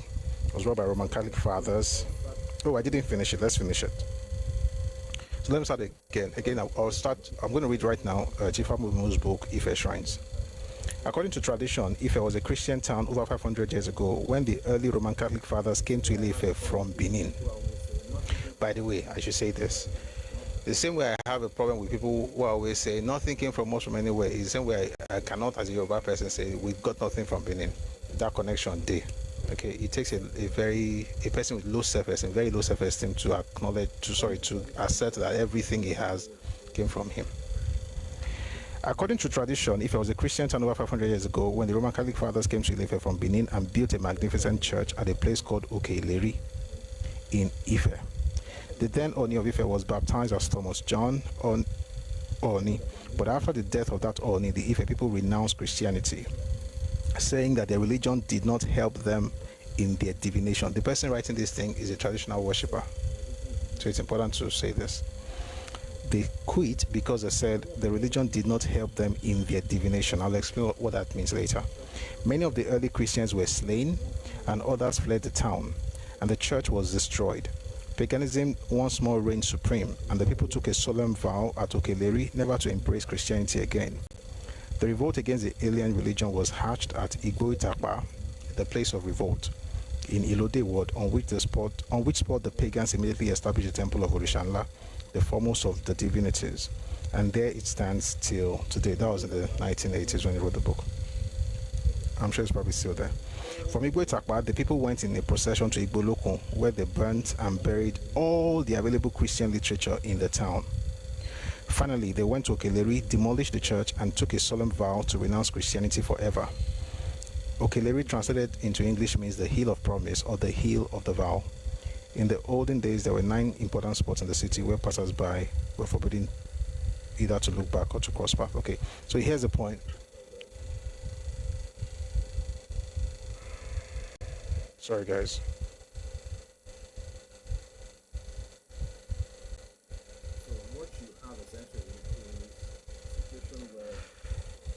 So what you have essentially is a situation where, just like we saw it in Wari, you have the king, and some of the followers, of course, for whatever reason, decide to, excuse me, they decide to adhere to the religion of the king. But when that particular king passed, just like what happened in Genesis, when a king that knew no Joseph arose. So one king that did not care about anything arose and said, get out. So that happened. And then Christian literature destroyed in town and everything. Now, when it comes to things like this, are not very popular. I like to read more than one source in order to be able to create, some sort of legitimacy. Let's read Olodumare, God in Yoruba Belief by Bolaji Dowu. It says, in Ile-Ife, there are two localities which are called respectively Oke-Itakpa, the Hill of Revolt, and Oke-Ileri, the Hill of the Vow. And this is the story of how they received their names. There came into Ile-Ife a religion or culture which for a painful period eclipsed the religion of the land, because those who brought it along were more powerful than the indigenous people. This may very likely have reference to something of a different origin from the Oduduwa cult. We have a strong suspicion that this religion was Christianity, or something with a strong tinge of it, since according to tradition it is very much connected with books. However, the Ife only, by the way, I'm from Ife.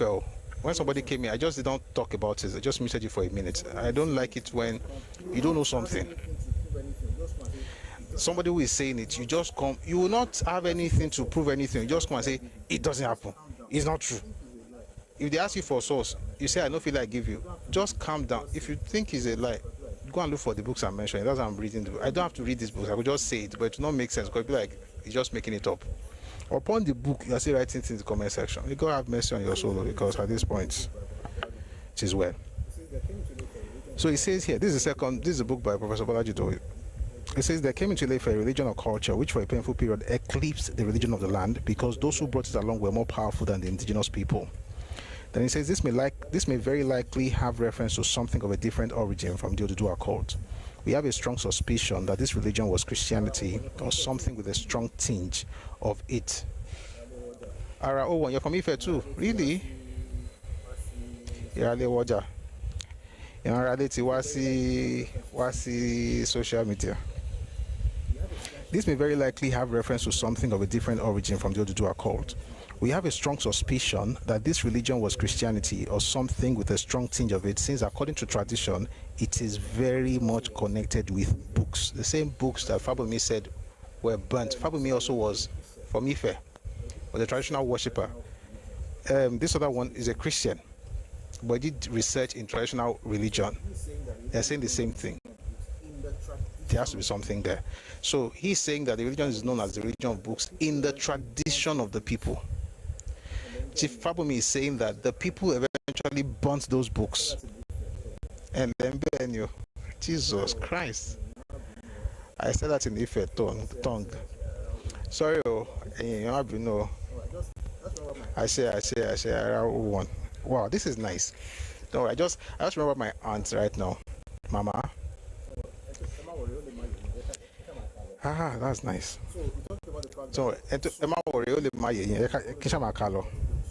So he talked about the fact that to the people, they call it the religion of books.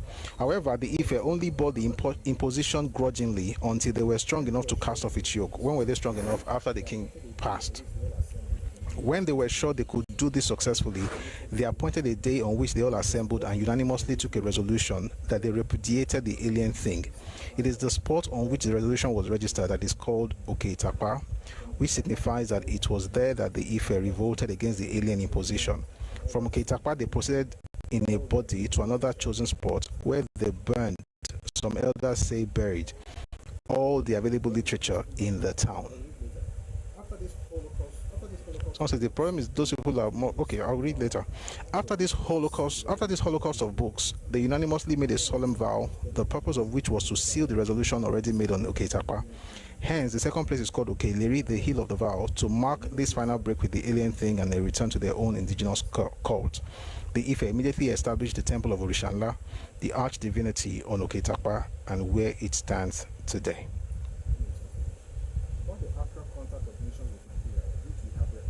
Let me read something else. About the actual contact of missions with Nigeria, of which we have records, there are the following facts. G.P. Groves speaks of the missionary activities of the Portuguese and of the Spanish in Benin between 1485 and 1655. So does the Encyclopedia of Religion and Ethics speak of missionary activities in Benin, Angola, Upper and Lower Guinea at about the same time. It is not unlikely that ramifications of those early missions reached the Yoruba country, particularly Ile-Ife, which is only 180 miles away from Benin. Nevertheless, we have to take into account the opinion of authority on art. Let's just leave it there, because this is going to another thing about art. The point here is, you see one collaborating the other, and why am I saying this? Number one, that Christianity is not recent in Yorubaland. That's number one. Number two, that the idea of religious tolerance, right, that we have in Yorubaland. What's the word I'm using for now? Religious tolerance, right, that we have in Yorubaland took a while to evolve. And hopefully we're going to build on this rather than retrogress. Our fathers have evolved. And so this happened back then in the 15th or 16th century, thereabout, right? But that was then. So what happened? What has happened since then? Right? Since this, revolt. And by the way, why did they revolt? I think it's important I mention why they did, because I see a lot of people saying things on social media these days. We don't like all these religions, we want to do this. And I remember saying the other day that we have to be careful with what's happening right now on social media. See, as Yoruba people, we are blessed because a lot of what other people are trying to do right now, our fathers have done it. And the best thing for us to do is to continue to evolve, not to devolve, not to go back into primitiveness. And I say that to say that when I hear people say things like, this Kinikon is foreign, this other religion is foreign, that religion is foreign. The idea of foreign, if you're having a conversation with a person and the reason they're telling you not to do something is because it's foreign, that doesn't make sense. Excuse me. It doesn't make sense, especially when that thing actually fulfills a purpose. If you're going to judge an idea, the judgment has to be on the utility of that thing or its implication for society, not just its origin. You can't just say, because it's from somewhere, I can't take. For instance, you're dying. They are introducing drugs to you from another part of the world. You say, is it foreign? I can't take it. You will die. When you meet your maker, that one will ask you, whether I was foreign or not, did I provide something to help you or didn't I? So what you discover is the fact that it could be foreign, but if it serves your purpose, you use it. You determine what happens with it. Not that, oh, it's foreign. It could be foreign and bad, but it could be local and bad as well. The origin does not determine the utility of that thing. Ideas can be foreign and be good. They can be foreign and be bad. They can be local and be good. They can be local and be bad. And that's what I talked about the ideology of democracy, for instance. Democracy is not native to Yorubaland. We don't do democracy here. Most parts of the world didn't do democracy. Democracy originated in Greece. Right? Democracy is from that place. And even the idea of democracy that Aristotle had, for instance, is totally different from what you see in America. Right? He didn't even think everybody should be able to vote. He thought that a lot of people were ignorant and that the ignorant should not have the same power as the educated person. So you're educated, you have one vote. The person who interrogated daughter has also one vote. So both of you are supposed to vote. If one person, a politician is able to influence more people than smart people, if the majority happen to be stupid, then he would win, even though what he wants to do is wrong. It will not really help the society. Essentially, what I'm saying basically is that when you want to discuss the merit or demerit of democracy, it has nothing to do with the fact that it comes from Greece. It's about if it works or it doesn't work. So Aristotle was talking about the merits and demerits of that thing on its own. Zubi is fine, it's fine. Please, if you ask a question, You just add a question mark, and I know it's a question, but thank you very much. I'm glad you are here. Where was I? Right. So something being foreign is not enough to cancel it. For instance, all the phones we're using right now, none of those phones, none of these phones, all of us, that's where you're in the world, none of these phones was made in our father's backyard. Everything was foreign. But we use it because it works. It's the same thing with ideology, whether it's with democracy or with federalism, like I mentioned in the other video. What the person who championed federalism in Nigeria, the primary person who championed it, was Awo. Nobody comes close. But Awo's understanding of democracy and of federalism and how it should be applied to Nigeria wasn't homegrown. It was from his observation of what was happening in India. When he studied the politics of India in the 1920s and saw what people like Nehru and Bose and Gandhi, what they were doing, he decided to adapt that thing into our own context, and it gave us a fantastic, model that if Nigeria decides to work with today, we will never remain the same. There's a book that I read when I was in secondary school. The Gods Are Not to Blame. For me, I think that's one of the best plays ever written. The play is written by Olarotimi. When I first got the book, I read the book before I saw the play. When I first read the book, the most important thing, even till today, the most important thing to me is the phrase on the back cover of that book. I wish I could get up to go and pick it right now. But I'm going to tell you what I found. This was the 90s. It wrote there that Olarotimi, I'm paraphrasing now, Olarotimi has successfully transplanted Sophocles' Oedipus Rex in the African soil. What are they saying? As powerful as that play is, what if I told you it was not an original idea? It was a Greek tragedy. The title of the play itself or the original title is Oedipus Rex, written by Sophocles, the same Sophocles, the great philosopher. What Olarotimi did was to take a foreign idea, transplant it into African culture to the point where if I mention Adewale or Gbonka, you cannot think of Sophocles, you think of Olarotimi. That's the genius. The genius is not the fact that he got it from heaven. The genius is the fact that he was able to make it relevant to his own people or in his own context. That's the real beauty of ideologies. And that happened in plays, that happened in politics, it has also happened in religion. And now we're going to talk about what it has done in Christianity in Yorubaland, such that Christianity in Yorubaland became markedly different from what was brought to our fathers, whether it was in the 16th century or much later in the 19th and 20th centuries. All right. So I said all of that to say that it's not very wise when we have conversations and people just go on and say something is foreign if it's foreign. Many things are foreign in Yorubaland that we stood, even in religion.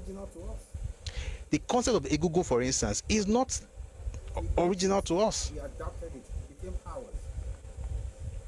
We got it. We adapted it. It became ours.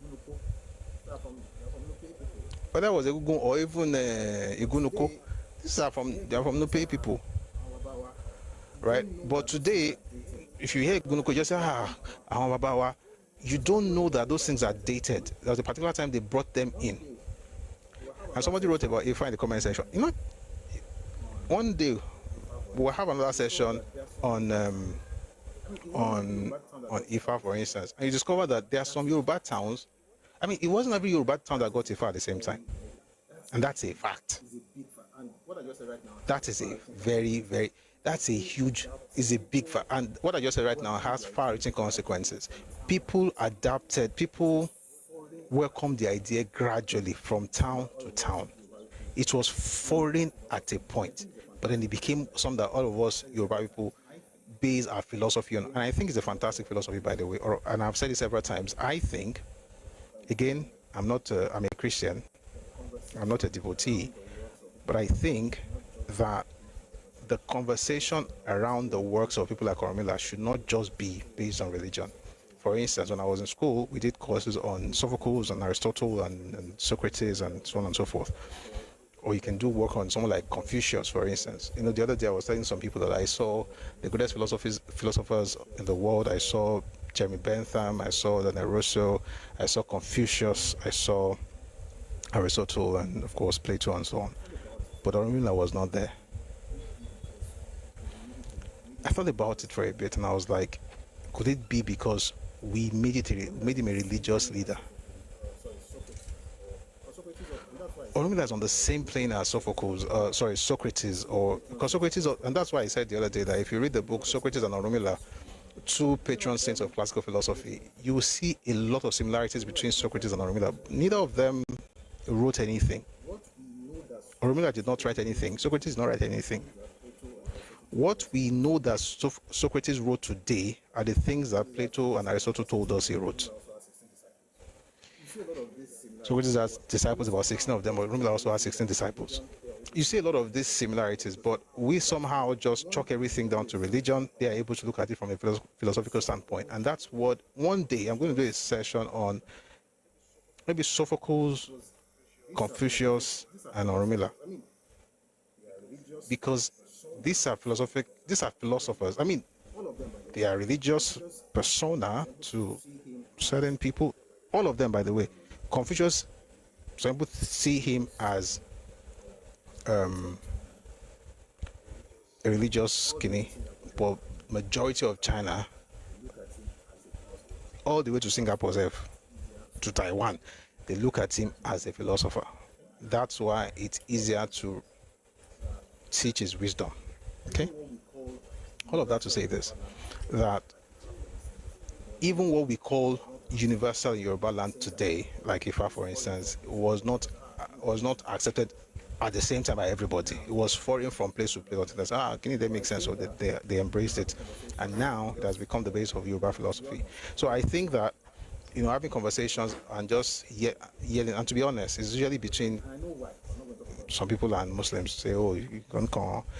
And I know why, but I'm not going to talk about it now because that's not today's topic. You know, I get it, but the best way, and I've seen some people who have done it as well, the best way to critique a faith is to study the doctrine of that faith. And I've said several times, many religions, especially traditional religions, have never been exposed to critique. And that's why I don't talk about apologetics on social media, because people are just passionate, but for the most part, they've never studied their faith. You know, a lot of us in Nigeria, we don't subscribe to faith because of understanding. For the most part, we subscribe to faith for what God can do for us. Everybody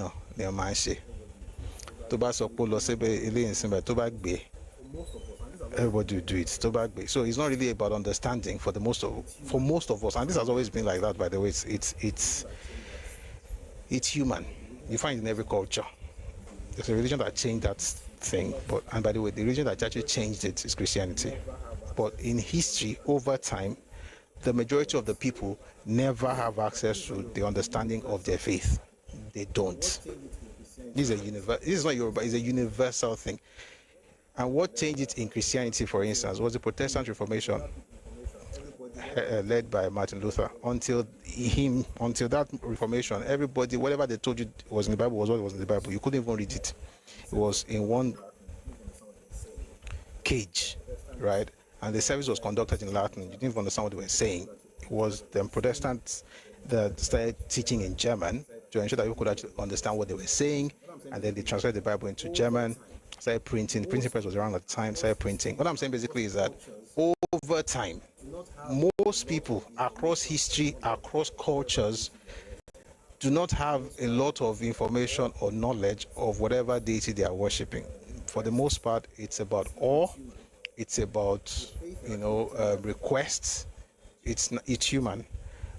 The faith that actually turned that thing around was actually Christianity.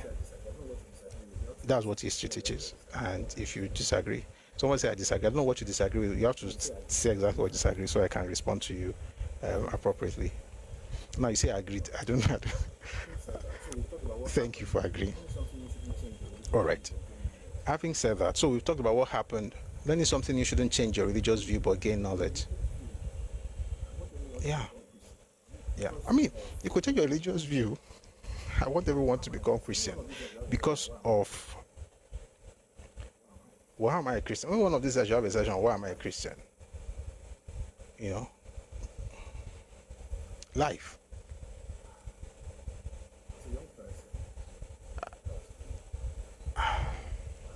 As a young person, while I was in uni, I had a crisis of faith because I was taking a course in history. I didn't study history in school as a degree for my I don't have a degree in history or anything, but I took history courses. And I was in this particular one, and excuse me, I mean, I'd watched Kunta Kinte, Roots, growing up. So I had an idea of what slavery was like in the US. But for the first time, I actually saw images in the newspaper, and I saw people on auction blocks and prices attached to them. That affected me. And I was like, how am I going to serve the God of white people if white people did this, or people that look like me? That was the beginning of my own problem. That was a huge problem, and it took a while.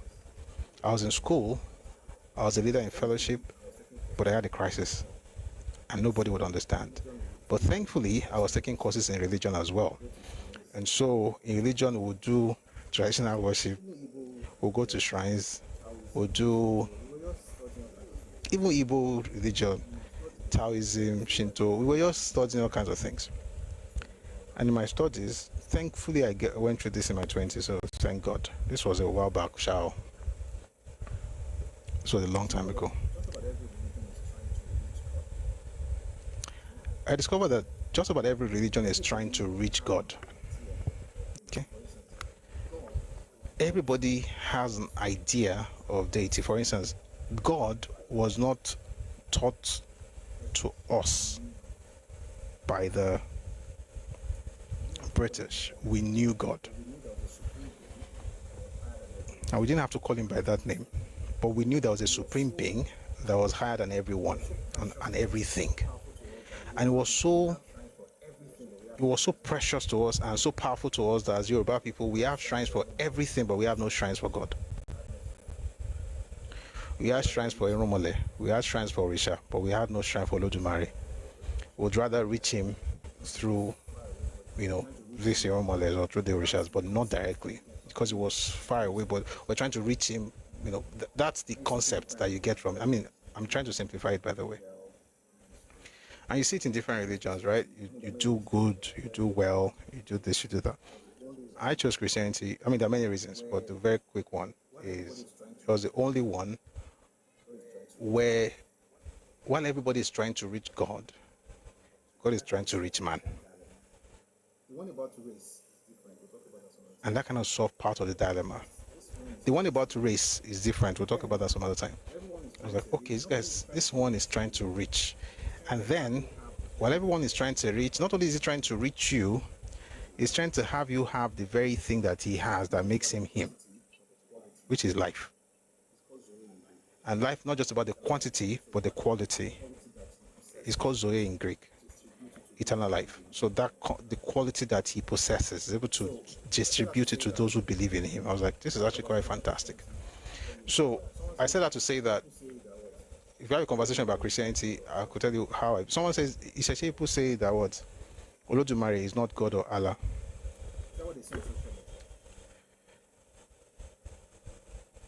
Is that what they say on social media?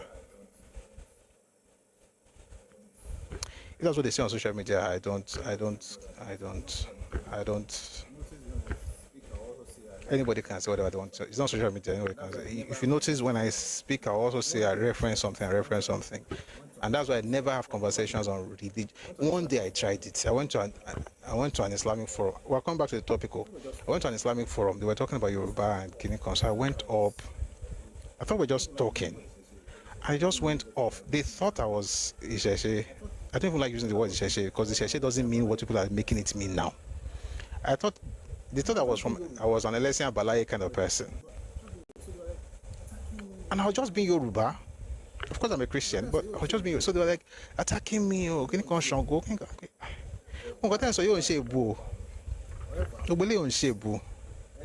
But bye. However, I'm a Christian. So Christian, oh yeah, can you Paul so? Okay.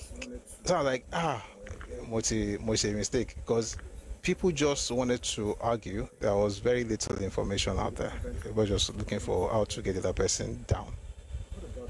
Anyway, the point I'm trying to make to respond to Grok is, it's not about the names, it's about the concept. So there are people, let me use Allah for instance. There are people, I read a book years ago, it's called Who Is This Allah by G.J.O. Moshe. The book was very big in the 90s. I don't know if anybody here has just seen that book before. I think I still have that copy. Moshe, I know. I still have that particular copy in my library. G.J.O. Moshe, Who Is This Allah? And one of his arguments is the fact that Allah is not the divine being, that it was a deity somewhere, and so on and so forth. Maybe, I mean, to be honest, I think he's right. But have people adopted that name for the supreme being? The answer is yes, regardless of religion. There are Christian Arabs who call the supreme being Allah. So sometimes about knowing which is which. I hope I answered the question, but I may not even answer the question. I wasn't trying to answer it. I was just trying to explain that if people are having that conversation on social media, I don't really try to get involved.